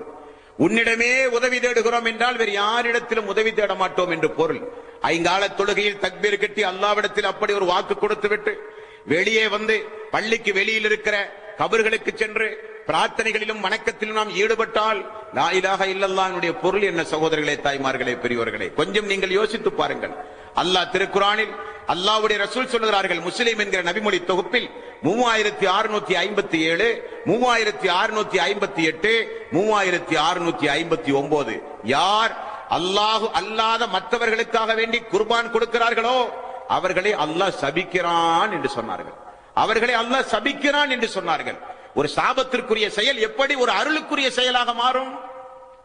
அல்லாஹ்வுடைய அருளை விட்டும் தூரமாகிற ஒரு செயல் எப்படி அஹ்லுஸ் சுன்னத் வல் ஜமாஅத்தினுடைய அங்கீகாரம் பெறும்? கொஞ்சமாவது யோசிக்க வேண்டாமா? ஒரு வணக்கம், பிரார்த்தனை வணக்கம், அறுத்து குர்பான் கொடுப்பது வணக்கம், நேர்ச்சை வணக்கம், தவாபு செய்வது வணக்கம். இந்த எல்லா வணக்கங்களையும் கொண்டு போய் தர்காவிலே செய்கிறோம். தர்காவையும் போய் வலம் வருகிறோம். தர்காவுக்கு நேர்ச்சை செய்கிறோம். தர்காவுக்கு அறுத்து பலியிடுகிறோம். எல்லா வேலைகளையும் செய்கிறோமே. லா இலாஹ இல்லல்லாஹ் என்றால் அப்ப என்ன பொருள்? படிக்க வேண்டாமா? இப்படி அல்லாஹ்வுக்கு செய்ய வேண்டிய வணக்க வழிபாட்டை அல்லாஹ் அல்லாதவர்களுக்கெல்லாம் செய்து கொண்டு நானும் முஸ்லீம் என்று சொன்னால் நம்முடைய மரண நேரம் எப்படி இருக்கும்? எப்படி இருக்கும் நம்முடைய மரண நேரம்? ஆகவே காலம் ஒன்றும் கனிந்து காலம் ஒன்றும் கெட்டு போய்விடவில்லை. கடந்த காலம் எப்படி போயிருந்தாலும் சரி, நாம் இந்த உலகத்தில் வணக்கத்திற்கு தகுதியானவன் அல்லாஹ் ஒருவனை தவிர யாரும் இல்லை என்று நான் சொன்னால், அஷ்ஹது அல்லா இலாஹ இல்லல்லாஹ், வணக்கத்திற்குரியவன் யாரும் இல்லை என்று நான் சாட்சி சொல்லுகிறேன் என்று சொன்னால் என்ன பொருள்? நான் சொன்னதற்கு இவர் சாட்சி என்று பொருளா? அவர் சொன்னதற்கு இவர் சாட்சி என்று பொருளா? அதல்ல. அஷ்ஹது, நான் சாட்சி சொல்லுகிறேன் என்று சொன்னால் என்னுடைய வாழ்க்கையை சாட்சியாக ஆக்குகிறேன். நான் எந்த ஒரு வணக்கமாக இருந்தாலும் சரி, சுபஹானல்லாஹ்விலிருந்து ஜிஹாத் வரை இஸ்லாம் எவைகளையெல்லாம் நன்மைகள், எவைகளையெல்லாம் இபாதத்துகள் என்று இஸ்லாம் சொல்லுகிறதோ அவை அனைத்தையும் அல்லாஹ் ஒருவனை தவிர யாருக்கும் நான் செலுத்த மாட்டேன் என்று சொல்ல வேண்டும். ஒரு சம்பவத்தை பாருங்கள். புவானா என்று சொல்லப்படுகிற ஒரு இடத்தில் ஒரு ஆட்டை அறுப்பதாக ஒரு நபித்தோழர் நேர்ச்சை செய்து விடுகிறார். அது குறித்து அல்லாஹ்வுடைய ரசூலிடத்திலே போய் கேட்கிறார், யார் ரசூலல்லாஹ், இந்த புவானா என்று சொல்லப்படுகிற இடத்தில் நான் ஒரு நேர்ச்சை செய்வதற்காக வேண்டி தீர்மானித்தேன். நான் அங்கே போய் அறுத்து பலியிடவா யார் ரசூலல்லாஹ்? ரசூல் ஸல்லல்லாஹு அலைஹி வஸல்லம் அவர்கள் கேட்ட கேள்வியை பாருங்கள். அங்கே வேறு ஏதாவது தெய்வத்தின் பெயரில் வழிபாடுகள் நடத்தப்படுகிறதா? இல்லை யார் ரசூலல்லாஹ். அங்கே ஏதாவது தெய்வங்களுடைய பெயரில் திருவிழாக்கள் நடத்தப்படுகின்றதா? இல்லை யார் ரசூலல்லாஹ். அப்படியானால் உங்களுடைய நேர்ச்சியை நீங்கள் நிறைவேற்றலாம் என்றார்கள். அபூ தாவூத், பைஹக்கி போன்ற கிரந்தங்களிலே பார்க்கலாம். பிற மனிதர்கள் வழிபாடு நடத்தக்கூடிய இடத்தில் கூட அல்லாஹ்வுக்கு செலுத்த வேண்டிய ஒரு வணக்கத்தை செலுத்தக்கூடாது என்று சொன்ன மார்க்கம் இஸ்லாம். பிற வழிபாட்டு தலம் அல்ல, பிற மக்கள் ஒரு திருவிழா நடத்தப்படுகிற, தேர்ந்தெடுத்து நடத்தப்படுகிற இடத்தில் கூட நீங்கள் குர்பானை கொண்டு போய் அறுக்காதீர்கள் என்று சொன்ன மார்க்கம் இஸ்லாம். அப்படிப்பட்ட ஒரு மார்க்கத்தில் வளர்ந்து வார்த்தெடுக்கப்பட்ட நாம் வேறு வேறு நபர்களுக்காக வேண்டி அறுத்து குர்பான் கொடுப்பது, நேர்ச்சை செய்வதெல்லாம் லா இலாஹ இல்லல்லாஹ்வை முறைப்படி புரிந்தவர்களாக நாம் ஆக மாட்டோம். 22வது அத்தியாயம் 29வது வசனம், 76வது அத்தியாயத்தின் 7வது வசனம் எல்லாம் எடுத்து பாருங்கள். நேர்ச்சை யாருக்கு செய்ய வேண்டும் என்பதை அல்லாஹ் திருக்குர்ஆனிலே சொல்லுகிறான். அடுத்தது முக்கியமான விஷயம் பிரார்த்தனை. அல்லாஹ்வுடைய ரசூல் பிரார்த்தனையை குறித்து என்ன சொன்னார்கள்? தொழுகை, நோன்பு, ஜக்காத், ஹஜ் மட்டும்தான் வணக்கமா? அத்துஆஉ ஹுவல் இபாதா, பிரார்த்தனை தான் வணக்கம் என்றார்கள். பிரார்த்தனை வணக்கம் என்பதில்லை, பிரார்த்தனை தான் வணக்கம் என்றார்கள் ரசூல் ஸல்லல்லாஹு அலைஹி வஸல்லம். அந்த பிரார்த்தனையை இன்றைக்கு அல்லாஹ் அல்லாதவர்களுக்கெல்லாம் நாம் செலுத்தினால் நாம் அல்லாஹ்வை சரிவர புரியவில்லை என்றுதான் பொருள். படைத்தது மட்டும் அல்லாஹ், மீதமெல்லாம் படைப்பிடத்திலே போய் கேட்போம் என்று சொன்னால் நாம் அல்லாஹ்வை முறைப்படி புரிந்து கொள்ளவில்லை என்கிற குற்றச்சாட்டிற்கு நாம் ஆளாகி விடுவோம். அல்லாஹு தஆலா அவனுடைய அருள்மறையாம் திருமறை குர்ஆனில் 2வது அத்தியாயத்தின் 186வது வசனத்தில் அல்லாஹ் சொல்கிறான், வைதா ஸஅலக இபாதி அன்னி ஃபஇன்னி கரீம் உஜீபு தஅவத்தத் தாஇ இதா தஆன் ஃபல்யஸ்தஜீபு லி வல்யுமினு பி லஅல்லஹும் யர்ஷுதூன். நபியே, என்னை பற்றி என்னுடைய அடியார்கள் உம்மிடத்திலே கேட்கிறார்கள். அல்லாஹ் எங்கே இருக்கிறான்? பிரார்த்தனை செய்தால் ரப்புக்கு காது கேட்குமா? உங்களுடைய ரப்பு எங்கே இருக்கிறான் என்று அந்த மக்கள் கேட்கிறார்கள். நபியே, நீங்கள் சொல்லுங்கள், நான் அவர்களுக்கு அருகிலே இருக்கிறேன். பிரார்த்திப்பவனுடைய பிரார்த்தனையை நான் பிரார்த்தனைக்கு பதிலளிக்கக்கூடிய வகையில் அருகிலே இருக்கிறேன். ஆகவே என்னிடமே பிரார்த்தனை செய்யட்டும், என்னையே நம்பட்டும், இதனால் அவர்கள் நேர்வழி வருவார்கள் என்று அல்லாஹ் 2வது அத்தியாயத்தின் 186வது வசனம் இருக்கின்றது. இந்த வசனத்தை எடுத்து சொன்னால் நாங்கள் எல்லாம் சமுதாய துரோகியா?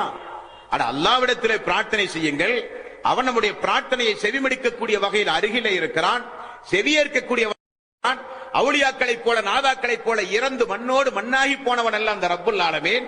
அவன் என்றைக்கும் ஹையாக உயிரோடு இருக்கிறான். பேசக்கூட தெரியாத ஊமையாக இருந்தாலும் உள்ளத்திலே எண்ணுவதற்கெல்லாம் பதில் சொல்லுகிற ஆற்றல் படைத்த அல்லாஹ் இரவுகள் மாறி மாறி நம்மிடத்திலே ஓடோடி வந்து கேட்பவர் இல்லையா கொடுப்பேனே, வேண்டுபவர் இல்லையா வேண்டுதலை நிறைவேற்றுவேனே, பாவ மன்னிப்பு கேட்பவர் இல்லையா பாவத்தை மன்னிப்பேனே என்றெல்லாம் சொல்லுகிற அந்த அல்லாஹ்விடத்திலே பாவ மன்னிப்பு கேளுங்கள் என்று சொல்வது என்ன அவ்வளவு பெரிய துரோகமான செயலா? நாட்டுக்கு எதிரான பேச்சு அந்த பேச்சு அதல்ல. அல்லாஹ் ஒருவனை மட்டும்தான் வணங்கத்தான் அல்லாஹ் நம்மை படைத்தான். வைதா சால கைபாதி என்னை ஃபைன்னி கரீப். நபியே, என்னை பற்றி அவர்கள் உம்மிடத்திலே கேட்கிறார்கள், சொல்லுங்கள், நான் மிக சமீபமாக இருக்கிறேன் என்று அல்லாஹ் சொல்கிறான். 7வது அத்தியாயம் 194வது வசனம். இனி நான் சொல்லுகிற ஒவ்வொரு வசன எண்களையும் கொஞ்சம் செவிதாழ்த்தி நீங்கள் கேட்க வேண்டும். இதற்கு முன்னால் கேட்டிருந்தாலும் இன்னும் கொஞ்சம் அழுத்தமாக நீங்கள் கேட்க வேண்டும்.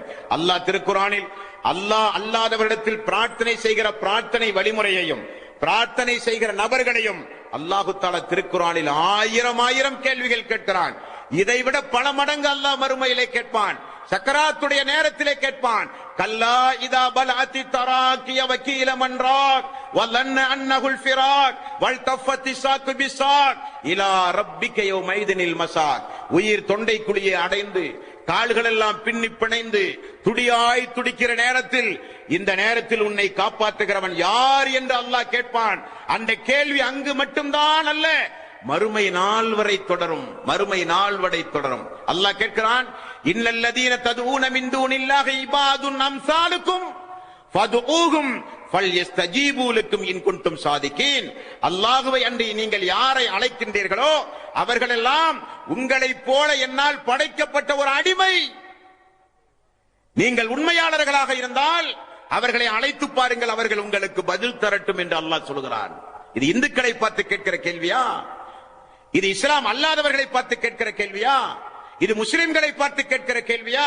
ஏனென்றால் எனக்கு பிறகு இங்கே ஒரு நிகழ்ச்சி நடத்தி காஃபிர்களுக்கு இறக்கப்பட்ட வசனத்தை எல்லாம் முஸ்லிம்களுக்கு சொன்னார்கள் என்கிற விதண்டாவாத கூட்டங்கள் எல்லாம் போடுகிற காலம் இந்த காலம். நான் ஏன் வேதனையோடு சொல்கிறேன் என்று சொன்னால், எங்களுடைய பகுதியிலே நாகூர் ஆண்டவர் என்கிற ஒரு ஆண்டவர் உண்டு. நாகூரில் கந்தூரி விழாவை முன்னிட்டு 2 தினங்களுக்கு முன்னால் மக்கள் மத்தியிலே ஒரு விழிப்புணர்வு ஏற்படுத்த வேண்டும் என்று சொல்லி காவல் நிலையத்தில் அனுமதி பெற்று மிகப்பெரிய புரொடக்ஷனோடு மிகப்பெரிய ஒரு பாதுகாப்போடு ஒரு நிகழ்ச்சி ஏற்பாடு செய்தார்கள் நம்முடைய நண்பர்கள். அந்த கூட்டத்தில் இதைத்தான் நான் சொன்னேன். வைதா சாலக இபாதி என்னி ஃபஇன்னி கரீப் உஜீபு தஅவத்தத் தாஇ இதா தஆன். அல்லாஹ் தஆலா மிக நெருக்கமாக இருக்கிறான். அவனிடத்திலே பிரார்த்தனை செய்யக்கூடாதா? பதில் தருவதாக சொல்கிறானே, அவனை அழைத்து பிரார்த்தனை செய்தால் மட்டும்தான் நீங்கள் நேர்வழியிலே உண்மை முஸ்லீமாக மூமினாக இருப்பீர்கள் என்று அல்லாஹ் சொல்லுகிறானே. அவுலியாக்களும் நாதாக்களும் என்றைக்காவது நம்முடைய பிரார்த்தனைக்கு பதில் சொல்லி இருக்கிறார்களா? என்றைக்காவது நம்முடைய பிரார்த்தனைக்கு வந்து சங்கமமாய் இருக்கிறார்களா? 100 முறை அழைத்தால் பாக்தாதிலே அடங்கியிருக்கிற அப்துல் காதர் ஜீலானி உடனடியாக இந்த காத்தாங்குடிக்கு 999 முறை சொன்னால் வரமாட்டார். அதை 1000 பூர்த்தி செய்தால் உடனே வாசலிலே வந்து நிற்பார்கள் என்று நாம் நினைக்கிறோமே, இது நியாயமா என்று கேட்டும் போது நமக்கு ஒரு பதில் கூட்டம் போட்டு என்ன சொன்னார்கள் தெரியுமா? அப்துல் காதர் ஜீலானி உங்களுடைய அழைப்பை ஏற்று எப்படி வரமாட்டாரோ அதே போல அவர் வரமாட்டார் என்பது உண்மையோ அதே போல இதோ இப்பொழுது நாங்கள் சொல்கிறோம், உங்களுடைய அல்லாஹ்வை நீங்கள் கூப்பிடுங்கள், அல்லாஹ் வருவானான்னு பார்ப்போம். ஏர்வாடியில் மனநோயாளியாக கட்டப்பட்ட 21 பேர் எரிந்து சாம்பலாகி கரிந்து போனார்கள். அதை ஒட்டி நான் ஒரு நிகழ்ச்சியிலே பேசுகிறேன். அவுலியாக்களுக்கும் நாதாக்களுக்கும் சக்தி இருப்பதாக இருந்தால் மனநோயாவது குறைஞ்சபட்சம் காப்பாற்றி இருக்கலாமே என்று நான் சொல்லுகிறேன். எனக்கு பதில் கூட்டம் போடும் போது என்ன சொன்னார்கள்? 1997ஆம் ஆண்டு 98ஆம் ஆண்டு அல்லது 92ஆம் ஆண்டு மினாவிலே தீப்பிடித்திருந்து ஆயிரக்கணக்கான மக்கள் இறந்து போனார்களே, உங்களுடைய அல்லாஹ் எங்க போனான் என்று கேட்டார்கள். அப்ப நீங்க அவுலியாக்களை பற்றி நீங்கள் பேசினா நான் அல்லாஹ்வை பற்றி பேசுவேன். அவுலியாக்களுக்கு சக்தி இல்லை என்று சொன்னால் அல்லாஹ்வுக்கும் சக்தி இல்லை என்று சொல்லுவேன்.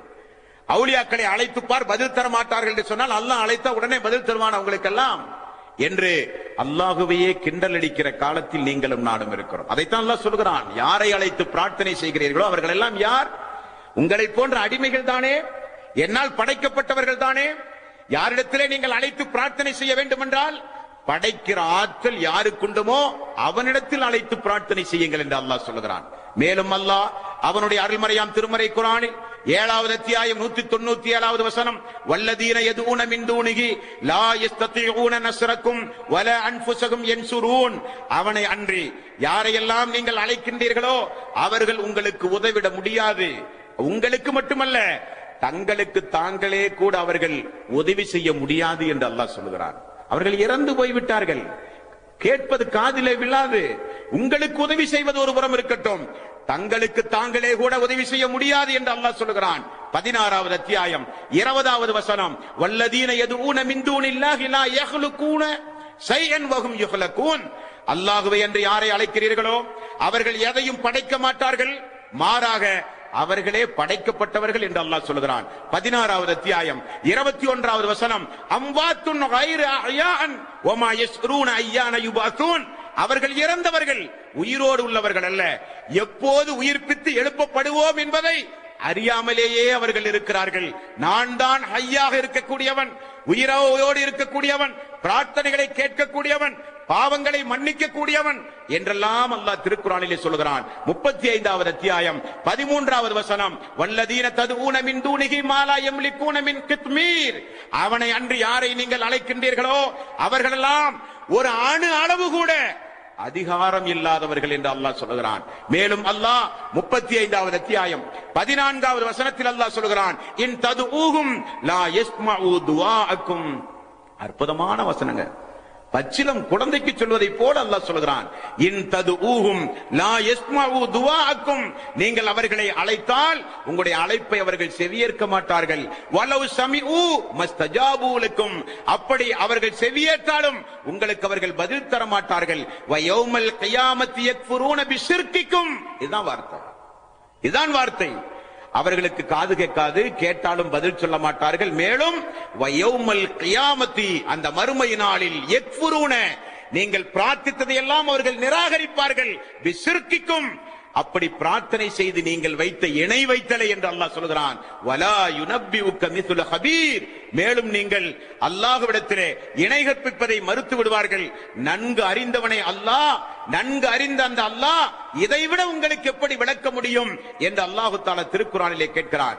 40வது அத்தியாயம் 43வது வசனம், என்னை அல்லாஹ்வுடைய ரசூல் சொல்கிறார்கள், என்னை எதை நோக்கி நீங்கள் அழைக்கின்றீர்களோ அந்த அதற்கு இம்மையிலும் மறுமையிலும் பிரார்த்திக்கப்படுகிற தகுதியே கிடையாது என்று அல்லாஹ்வுடைய ரசூலை பார்த்து சொல்கிறான். 10வது அத்தியாயம் 106வது வசனம், வலா ததுஊ மின் தூனில்லாஹி மா லா யன்ஃபஉக வலா யதுர்ருக் ஃபஇன் ஃபஅல்த ஃபஇன்னக இதம் மினல் ஸாலிமீன், அல்லாஹ்வை அன்றி உமக்கு பயனும் தீங்கும் தராத எந்த ஒன்றையும் நீங்கள் பிரார்த்தனை செய்யாதீர்கள். அப்படி செய்தால் நீங்கள் அநீதி இழைத்தவர்களைப் போல ஆவீர்கள் என்று அல்லாஹ் சொல்கிறான்.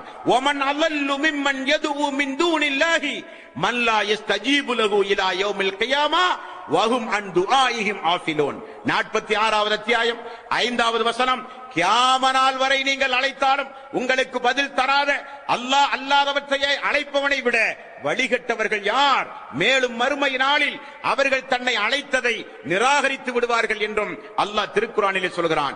46வது அத்தியாயம் 6வது வசனம், வைதா ஹுசிரன் நாசு கானூ லஹும் அதான் வ கானூ பிஇபாதத்திஹிம் காஃபிரீன், மக்கள் ஒன்று திரட்டப்படும் அந்த நாளில் இவர்களுக்கு பகைவர்களாகத்தான் அந்த அவுலியாக்களும் நாதாக்களும் அன்பியாக்களும் ஜின்களும் நபிமார்களும், யாரையெல்லாம் மனிதன் வணங்கினானோ, நபிமார்களை வணங்கிய இந்த யூத நசாராக்களானாலும் சரி, ஜின்களை வணங்குகிற மக்களானாலும் சரி, உருவச்சிலைகளை வணங்குகிற மக்களானாலும் சரி, இறந்து போன நல்லடியார்களை வணங்குகிற மக்களானாலும் சரி, வைதா ஹுசிரன் நாசு கானூ லஹும் அதான் வ கானூ பிஇபாதத்திஹிம் காஃபிரீன், மறுமை நாளில் மக்கள் எல்லாம் ஒன்று திரட்டப்படுகிற அந்த நாளில் இவர்கள் எல்லாம் அவர்களுக்கு எதிரியாகத்தான் வருவார்கள் என்றும் அல்லாஹ் திருக்குர்ஆனிலே கூறிவிட்டு வணங்கியதை மறுத்தும் விடுவார்கள். யா அல்லாஹ் எங்களுக்கு தெரியாது, மறுத்தும் விடுவார்கள். 5வது அத்தியாயம் 2வது வசனம், நன்மையிலும் இறையற்றத்திலும் ஒருவருக்கொருவர் நீங்கள் உதவி செய்யுங்கள் என்று அல்லாஹ் திருக்குர்ஆனில் இறை விசுவாசிகளை பார்த்து சொல்கிறான். அதுதான் இன்றைக்கு நடந்து கொண்டிருக்கின்றது. நன்மையின் பக்கம் உங்களை அழைத்துக் கொண்டிருக்கிறோம். அன்பான தாய்மார்களே, பெரியோர்களே, ரசூலுல்லாஹி ஸல்லல்லாஹு அலைஹி வஸல்லம் மக்காவில் 13 வருட காலம் ஒரு சமுதாயத்தை சந்தித்தார்கள். இந்த சமுதாய மக்களுடைய கொள்கை கோட்பாடு என்ன என்பதை நாம் திருக்குர்ஆனிலே பார்த்தோம். மதீனாவுக்கு போனால் மதீனாவில் யூதர்கள் அதிகம். யூதர்கள் ஏன் மதீனாவுக்கு வந்தார்கள்? பாலஸ்தீனத்தில் இருக்க வேண்டிய யூதர்கள் மதீனாவுக்கு வருவதற்கு என்ன காரணம்? நீண்ட வரலாறு. அவர்கள் ஒரு இறுதி தூதரை எதிர்பார்த்து மதீனாவுக்கு வந்தார்கள். அவர்களுடைய பைபிளில், அவர்களுடைய ஓல்டு டெஸ்டமென்ட் பழைய ஏற்பாட்டில் எதிரிப் என்கிற ஒரு நகரத்தில் ஒரு இறை தூதர் வருவார் என்கிற முன்னறிவிப்பை படித்து பார்த்து உணர்ந்த யூதர்கள் மதீனாவுக்கு வந்து குடியேறினார்கள். மதீனாவுக்கு ரசூல் ஸல்லல்லாஹு அலைஹி வஸல்லம் அவர்கள் போய் பார்த்தால் மதீனாவிலே இருக்கிற யூதர்களுடைய வணக்க வழிபாடு வேறு ஒன்றாக இருக்கின்றது. அது என்ன வணக்க வழிபாடு? முஸ்லிம் என்கிற நபிமொழி தொகுப்பில் 1765வது நபிமொழியாக நீங்கள் பார்க்கலாம். அவர்களுடைய வழிபாடு கபர் வழிபாடு. லானல்லாஹுல் யஹூத வன் நஸாரா இத்தஹது குபூர் அன்பியாயிஹிம் மசாஜித். யூதர்களையும் நஸாராக்களையும் அல்லாஹ் சாபத்தை கொண்டு சபிப்பானாக, கருணையை விட்டும் தூரமாக்குவானாக. என்ன காரணம் என்றால், இறந்து போன நல்லடியார்களுக்கு கபர்களை கட்டி உயர்த்தி வணங்குவது யூத நஸாராக்களுடைய காரியம் என்று அல்லாஹ் சொல்கிறான். யூதர்களுடைய செயல் என்று அல்லாஹ் சொல்லுகிறான். அல்லாஹ்வுடைய ரசூல் சொல்லுகிறார்கள் அவைகளெல்லாம் சாபத்திற்குரிய காரியம் என்று அல்லாஹ்வுடைய ரசூல் சொன்னார்கள். கபர்களை நீங்கள் பூசாதீர்கள், கபர்களுக்கு மேல் போய் அமராதீர்கள் என்று சொல்லுகிறார்கள். அடக்க ஸ்தலங்களின் மீது உட்காராதீர்கள், அதை நோக்கி நீங்கள் தொழாதீர்கள் என்று சொல்லுகிறார்கள். ஆயிஷா ரலியல்லாஹு அன்ஹா அவர்கள் சொல்லுகிறார்கள், உம்மு சலமா, உம்மு ஹபீபா அவர்கள் எல்லாம் ஹிஜ்ரத் பயணம் மேற்கொண்ட நேரத்தில் அபிசீனியாவில் பார்த்த காட்சியை ரசூல் ஸல்லல்லாஹு அலைஹி வஸல்லம் சக்கராத்துடைய நேரத்தில் இருக்கும்போது அல்லாஹ்வுடைய ரசூல் மக்களை ஒரு விழிப்புணர்வு அடைய சொல்கிறார்கள். அல்லாஹும்ம லா தஜ்அல் கப்ரி ஈதா, அல்லாஹும்ம லா தஜ்அல் கப்ரி வஸன யுபத். யா அல்லாஹ், என்னுடைய கபரை மக்கள் வணங்கும் இடமாக நீ ஆக்காதே, என்னுடைய கபரை மக்கள் விழாக்கோல கொண்டாடும் இடமாக நீ ஆக்காதே என்று ரசூலுல்லாஹி ஸல்லல்லாஹு அலைஹி வஸல்லம் பிரார்த்தனை செய்கிறார்கள்.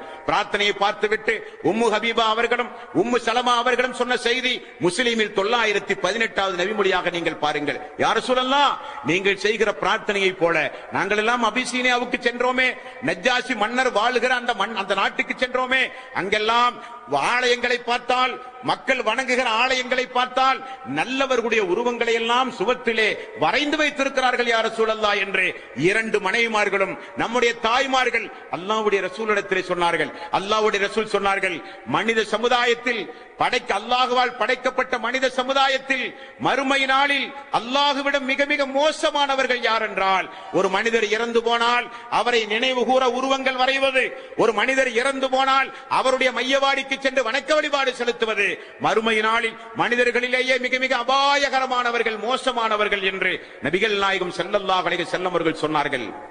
இப்படி கபர் வழிபாடு என்பது இஸ்லாத்திற்கு ஆரோக்கியமான போக்கல்ல. கபர் வழிபாடு என்பது லா இலாஹ இல்லல்லாஹ்வுக்கு எதிரான போக்கு. ஆகவே இந்த உலகத்தில் நீங்கள் இணை வைக்காமல் வாழ்ந்தால், அல்லாஹ்வை முறையாக படித்து வாழ்க்கை, கடந்து போன வாழ்க்கை எப்படியானாலும் சரி, நிகழ்கால வாழ்வை அல்லாஹ்வை முறையாக நாம் படித்து அல்லாஹ்வுக்கு செலுத்த வேண்டிய வணக்க வழிபாட்டை செலுத்தி, இந்த காத்தாங்குடி பகுதியில் இருக்கிற ஒட்டுமொத்த இஸ்லாமிய சமுதாயமும் அல்லாஹ்வை மட்டுமே வணங்கி வழிபட்டால் அல்லாஹ் நமக்கு என்னென்னலாம் தருகிறான் தெரியுமா? அவனுடைய அருள்மறையாம் திருமுறை குர்ஆனில் அல்லாஹு தஆலா தன்னை வணங்குகிற ஒரு குடும்பம், தன்னை வணங்குகிற ஒரு தனி மனிதன், தன்னை வணங்குகிற ஒரு சமுதாயம், தன்னை வணங்குகிற ஒரு ஊராரை அல்லாஹ் கைவிட மாட்டான். அல்லாஹ் கைவிட மாட்டான். இன்றைக்கு இந்த பூமியில் எங்கு பார்த்தாலும் வறட்சி, எங்கு பார்த்தாலும் மழை இல்லாத சூழ்நிலை. மழையை தருகிறவன் அல்லாஹ் என்பதை நாமெல்லாம் விளங்கி வைத்திருக்கிறோம். ஆனால் மழை இல்லாவிட்டால் அறியாமை கால மக்கள் எல்லாம் என்ன செய்வார்கள் என்றால், கழுதைக்கும் திருமணம் வைத்து ஒரு சம்பிரதாயத்தை உண்டாக்குவார்கள். எதற்கு? மழை பெய்வதற்கு. ஆனால் வறட்சி நீங்க வேண்டுமானால், மகிழ்ச்சிகரமான வாழ்வு வேண்டுமானால், யாருக்கும் பயப்படாமல் துணிச்சலாக இந்த உலகத்தில் பாதுகாப்போடு வாழ வேண்டுமானால், மழை பொழிந்து ஆறுகள் ஓடி தோட்டங்களும் கனிவர்க்கங்களும் நமக்கு வழங்கப்பட்டு பிள்ளை செல்வங்களும் பொருள் செல்வங்களும் நமக்கு கிடைக்க வேண்டுமானால், இந்த மார்க்கத்தில் நாமெல்லாம் உறுதியோடு இருக்க வேண்டுமானால், இந்த பூமியில் வாழும் போது அச்சமில்லாமல் வாழ வேண்டுமானால், இந்த உலகத்தில் வலிமை சேர்த்து வலிமையோடு பலத்தோடு இந்த உலகத்திலே வாழ வேண்டுமானால், இந்த உலகத்தில் எவ்வளவு பெரிய எதிர்ப்பு சக்திகளையும் துணிச்சலாக நின்று கொண்டு எதிர்கொள்கிற சக்தி உங்களுக்கு வேண்டுமானால், இந்த உலகத்தில் ஆட்சி அதிகாரம் உங்களுக்கு வேண்டுமானால், எதை செய்ய வேண்டும் என்று அல்லாஹ் சொல்லுகிறான்? அல்லாஹ் எதை செய்ய சொல்கிறான்? திருக்குர்ஆனில் அல்லாஹ் ஒன்றை வாக்களித்தால் வாக்குக்கு மாறு செய்கிறவனா அல்லாஹ்? அப்படியா நாம் எல்லாம் அல்லாஹ்வை நம்பி இருக்கிறோம்? அல்லாஹ் சொல்கிறான் 16வது அத்தியாயத்தின் 97வது வசனம், மன் அமில சாலிகன் மின் தக்கரி அவ் உன்சா வஹுவ முஃமினுன் ஃபலனுஹ்யியன்னஹும் ஹயாத்தன் தய்யிபா. ஆணானாலும் பெண்ணானாலும் நல்லறங்களை செய்து அல்லாஹ்வை மட்டுமே வணங்கி வழிபட்டால் மகிழ்ச்சியான வாழ்வை தருவேன் என்று அல்லாஹ் சொல்கிறான். 11வது அத்தியாயம் 3வது வசனம், வஅனிஸ்தஃபிரு ரப்பக்கும், அல்லாஹ்விடத்தில் மட்டுமே நீங்கள் பிரார்த்தனை செய்யுங்கள், அவுலியாக்களிடத்தில் அல்ல, வேறு வேறு உருவங்களுக்கு முன்னால் அல்ல, அல்லாஹ்விடத்தில் மட்டுமே நீங்கள் பிரார்த்தனை செய்தால் சும்ம தூபு இலைஹி யுமத்தஅக்கும் மதாஅன் ஹஸனன் இலா அஜலின் முஸம்மா, அல்லாஹ்விடத்தில் நீங்கள் பாதுகாப்பு தேடினால், அவனை நோக்கி நீங்கள் திரும்பினால், அவன் உங்களுக்கு அழகான வசதிகளையாம் இந்த உலகத்திலே ஏற்பாடு செய்வதாக அல்லாஹ் சொல்கிறான். பாக்கியங்களை அவர்களுக்கு திறந்து விடுவதாக சொல்கிறான். 96வது அத்தியாயம் 7வது வசனம், வலவ் அன்ன அஹ்லல் குரா ஆமனு வத்தகௌ லஃபதஹ்னா அலைஹிம் பிபரகாத்தின் மினஸ் ஸமாஇ வல் அர்த், வானத்திலிருந்தும் பூமியிலிருந்தும் அவர்களுக்கு அருள் வளங்கள் திறக்கப்பட வேண்டுமா? அவர்கள் என்னை மட்டுமே பிரார்த்தனை செய்யட்டும், என்னை மட்டுமே பயந்து உலகத்திலே வாழட்டும் என்று அல்லாஹ் சொல்கிறான். 11வது அத்தியாயம் 71வது வசனம், யுர்சிலி ஸமா அலைக்கும் மித்ராரா வ யும்திதுக்கும் பி அம்பாலின் வ பனீன வ யஜ்அல் லக்கும் ஜன்னாத்தின் வ யஜ்அல் லக்கும் அன்ஹாரா, உங்களுக்கு அவன் தொடர்ந்து மழையை அனுப்புவான், செல்வங்களை தருவான், மக்கள் செல்வங்களை தருவான், சோலைகளை உண்டாக்குவான், நதிகளை ஏற்படுத்துவான். ஆனால் நீங்கள் செய்ய வேண்டிய வேலை அல்லாஹ்வை படியுங்கள், அவனிடத்தில் மட்டுமே பிரார்த்தனை செய்யுங்கள் என்று அல்லாஹ் சொல்கிறான். மேலும் அல்லாஹ் 82வது அத்தியாயம் 6வது வசனம், அல்லதீன ஆமனு வலம் யல்பிசு ஈமானஹும் பில்லுல்மின் உலாயிக லஹுமுல் அம்ன் வஹும் முஹ்ததூன், ஈமானோடு இணை வைத்தலை கலக்காமல் லா இலாஹ இல்லல்லாஹ் என்கிற அந்த திருக்கலிமாவை முழுக்க முழுக்க நீங்கள் உள்ளத்திலே பாதுகாப்பு வாழ்ந்தால் அல்லாஹ் சொல்கிறான், அச்சமற்ற வாழ்வை தருவேன், பயந்து பயந்து நீங்கள் சாக வேண்டிய அவசியமே கிடையாது, யாருக்கும் நீங்கள் பயப்பட வேண்டிய அவசியமே கிடையாது. அச்சத்தை போக்கி அச்சமற்ற வாழ்வை உங்களுக்கு நான் தருவேன், என்னையே வணங்குங்கள், என்னிடமே பிரார்த்தனை செய்யுங்கள். 62வது அத்தியாயம் 10வது வசனம், அலா இன்ன அவுலியா அல்லாஹ் லா ஹவுஃபுன் அலைஹிம் வலா ஹும் யஹ்ஸனூன், நேசர்களே, அல்லாஹ்வுடைய நேசர்களே தெரிந்து கொள்ளுங்கள், கவனத்தில் வைத்துக் கொள்ளுங்கள், உங்களுக்கு இனி எந்த கவலையும், நீங்கள் பயப்பட வேண்டிய அவசியமே இல்லை. 11வது அத்தியாயம் 52வது வசனம், வயஜீதுக்கும் கூவத்தன் இலா கூவத்திக்கும் வலா ததவல்லவ் முஜ்ரிமீன், என் சமுதாயமே, அல்லாஹ்விடத்தில் மட்டுமே பாவ மன்னிப்பு தேடுங்கள், அவனிடத்தில் மட்டுமே நீங்கள் மீண்டு வாருங்கள், அவன் உங்களுக்கு வானத்திலிருந்து மழை பொழிவை செய்வது மட்டுமல்ல, வலிமைக்கு மேல் வலிமையை தருவான், எதிரிகளுடைய கண்களுக்கு உங்களை இரட்டிப்பாக காட்டுவான், எதிரிகள் எல்லாம் பார்த்து பயந்து போகிற அளவுக்கு அல்லாஹ் உங்களுக்கு சக்திக்கு மேல் சக்தியை தருவான் என்றும் அல்லாஹ் திருக்குர்ஆனிலே சொல்கிறான். 47வது அத்தியாயம் 7வது வசனம், யா அய்யுஹல்லதீன ஆமனு இன் தன்சுருல்லாஹ யன்சுருக்கும் வ யுஸப்பித்து அக்தாமிக்கும், அல்லாஹ்வுக்கு நீங்கள் உதவி செய்தால் அல்லாஹ் உங்களுக்கு உதவி செய்வான், உங்களுடைய பாதங்களை அல்லாஹ் உறுதிப்படுத்துவான். 24வது அத்தியாயம் 52வது வசனம், வஅத்தல்லாஹு அல்லதீன ஆமனு மின்கும் وعملوا الصالحات لا يستخلفنهم في الارض كما استخلف الذين من قبلهم, அல்லாஹ் சொல்கிறான், ஈமான் கொண்டு சாலிகான அமல்களை செய்தால் உலகத்திலே உங்களுக்கு ஆட்சி அதிகாரத்தை தருவேன், முன்னால் உள்ள சமுதாயத்திற்கு எப்படி நான் ஆட்சி அதிகாரத்தை கொடுத்தேனோ அதே போல ஆட்சி அதிகாரத்தை நான் தருவேன், அச்சமற்ற வாழ்வை தருவேன், மார்க்கத்தில் உங்களை உறுதிப்படுத்துவேன், எனக்கு நீங்கள் இணை வைக்காமல் என்னை மட்டுமே நீங்கள் வணங்கி வழிபடுங்கள் என்று அல்லாஹ் சொல்கிறான். அல்லாஹு தஆலா 25வது அத்தியாயம் 70வது வசனம், இல்லா மன் தாப வ ஆமன வ அமில அமலன் ஸாலிஹன் ஃபஉலாயிக யுபத்திலுல்லாஹு ஸய்யிஆத்திஹிம் ஹஸனா வ கான அல்லாஹு கஃபூருர் ரஹீம், நீங்கள் திருந்தி நம்பிக்கை கொண்டு நல்லறங்களை செய்தால் அல்லாஹ் என்ன சொல்கிறான், உங்களுடைய தீமைகளை எல்லாம் மன்னிப்பேன் என்று அல்லாஹ் இங்கே சொல்லவில்லை. திருக்குர்ஆனில் நான் பார்த்தவரை என்னை அதிகமாக ஈர்த்த ஒரே வசனம் இந்த வசனம் தான். 25வது அத்தியாயத்தின் 70வது வசனம், யாராவது இணை வைத்தலிலே இருந்து மீண்டு வந்தால், பெரும்பாவத்திலே இருந்து தௌபா செய்து வந்தால், அல்லாஹ்விடத்திலே இனி இப்படிப்பட்ட பாவங்களை செய்ய மாட்டேன் என்று உறுதி எடுத்தால், சிறுக்கிலிருந்து விடுபட்டு வந்து அல்லாஹ்வை சார்ந்திருந்தால் அல்லாஹ் சொல்கிறான், ஃபஉலாயிக யுபத்திலுல்லாஹு ஸய்யிஆத்திஹிம் ஹஸனாத் வ கான அல்லாஹு கஃபூருர் ரஹீம், அல்லாஹ் உங்களுடைய பாவங்களை மன்னிப்பேன் என்று நிறைய இடங்களில் சொல்கிறான். ஆனால் இங்கே சொல்கிறான், உங்களுடைய தீமைகளை எல்லாம் நன்மையாக நான் மாற்றுவேன் என்று அல்லாஹ் சொல்கிறான். அப்படியானால் தாய்மார்களே, பெரியோர்களே, சகோதரர்களே, இணை வைப்பாளர்கள் எல்லாம் மறுமை நாளில் எப்படிப்பட்ட விசாரணை மண்டத்தில் நிறுத்தி வைத்து விசாரிக்கப்படுவார்கள் என்பதை நான் தனியாக ஆற்றிய உரையை சீடிகளின் மூலம் நீங்கள் பார்த்துக் கொள்ளலாம். ஆனால் ஒன்றை மட்டும் இங்கே மீண்டும் மீண்டும் பதிவு செய்து கொள்கிறேன். எங்களை பற்றி நீங்கள் எப்படி எண்ணினாலும் எங்களுக்கு கவலை இல்லை. எங்களை பற்றி நீங்கள் எப்படி உங்களுடைய உள்ளத்தில் எதிர்ப்புகளை வளர்த்தி கொண்டாலும் எங்களுக்கு கவலை இல்லை. எங்களை நீங்கள் எப்படித்தான் வசைபாடினாலும் எங்களுக்கு கவலை இல்லை. எங்களுடைய ஒரே நோக்கம் அல்லாஹுவை அறிமுகம் செய்ய ஒரு வாய்ப்பு கிடைத்தது. அல்லாஹுவை பற்றி தெரிந்து கொள்வதற்கு உங்களுக்கு ஒரு வாய்ப்பு கிட்டியது.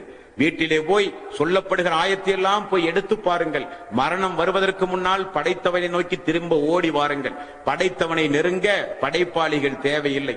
படைப்புகளை விட்டும் படைத்தவனை நோக்கி நீங்கள் எல்லாம் ஓடி வர வேண்டும். நமக்கெல்லாம் நம்ம ரப்பு போதும். எந்த ஆர்ப்பாட்டம் போராட்டம் மறியல் செய்து இந்த உலகத்தில் எந்த நியாமத்துகளை யாரும் நமக்கு வாங்கி தரவில்லை. சுவாசிக்கிற காத்தானாலும், இரவு நேரங்களை வானத்தில் அலங்கரிக்கின்ற அந்த சந்திரனானாலும், பகல் நேரத்தினுடைய சூரியன் ஆனாலும், இரவு பகல் மாறி மாறி ரப்பு நமக்கு தந்தாலும், இவைகளெல்லாம் நமக்கு தந்தவன் நம்முடைய ரப். அந்த ரப்பின் பக்கம் நீங்கள் ஒவ்வொருவரும் மீண்டு வர வேண்டும் என மீண்டும் மீண்டும் அழுத்தம் திருத்தமாக உங்களுடைய சிந்தனையில நான் பதிவு செய்து, அல்லாஹுவை குறித்து படியுங்கள், அல்லாஹுவை நெருங்கி வாருங்கள். வாழ்விலே அல்லாஹ் அல்லாதவர்களுக்கு செய்து போன வணக்க வழிபாடுகளை விட்டு மீண்டு வந்து அல்லாஹுவை மட்டுமே வணங்கி வழிபடுகிற நன்மக்களாக அல்லாஹ் நம் அனைவர்களையும் ஆக்கி அருள் புரிவானாக. வஆகிரு தவ்வானா அனில் ஹம்துலில்லாஹி ரப்பில் ஆலமீன்.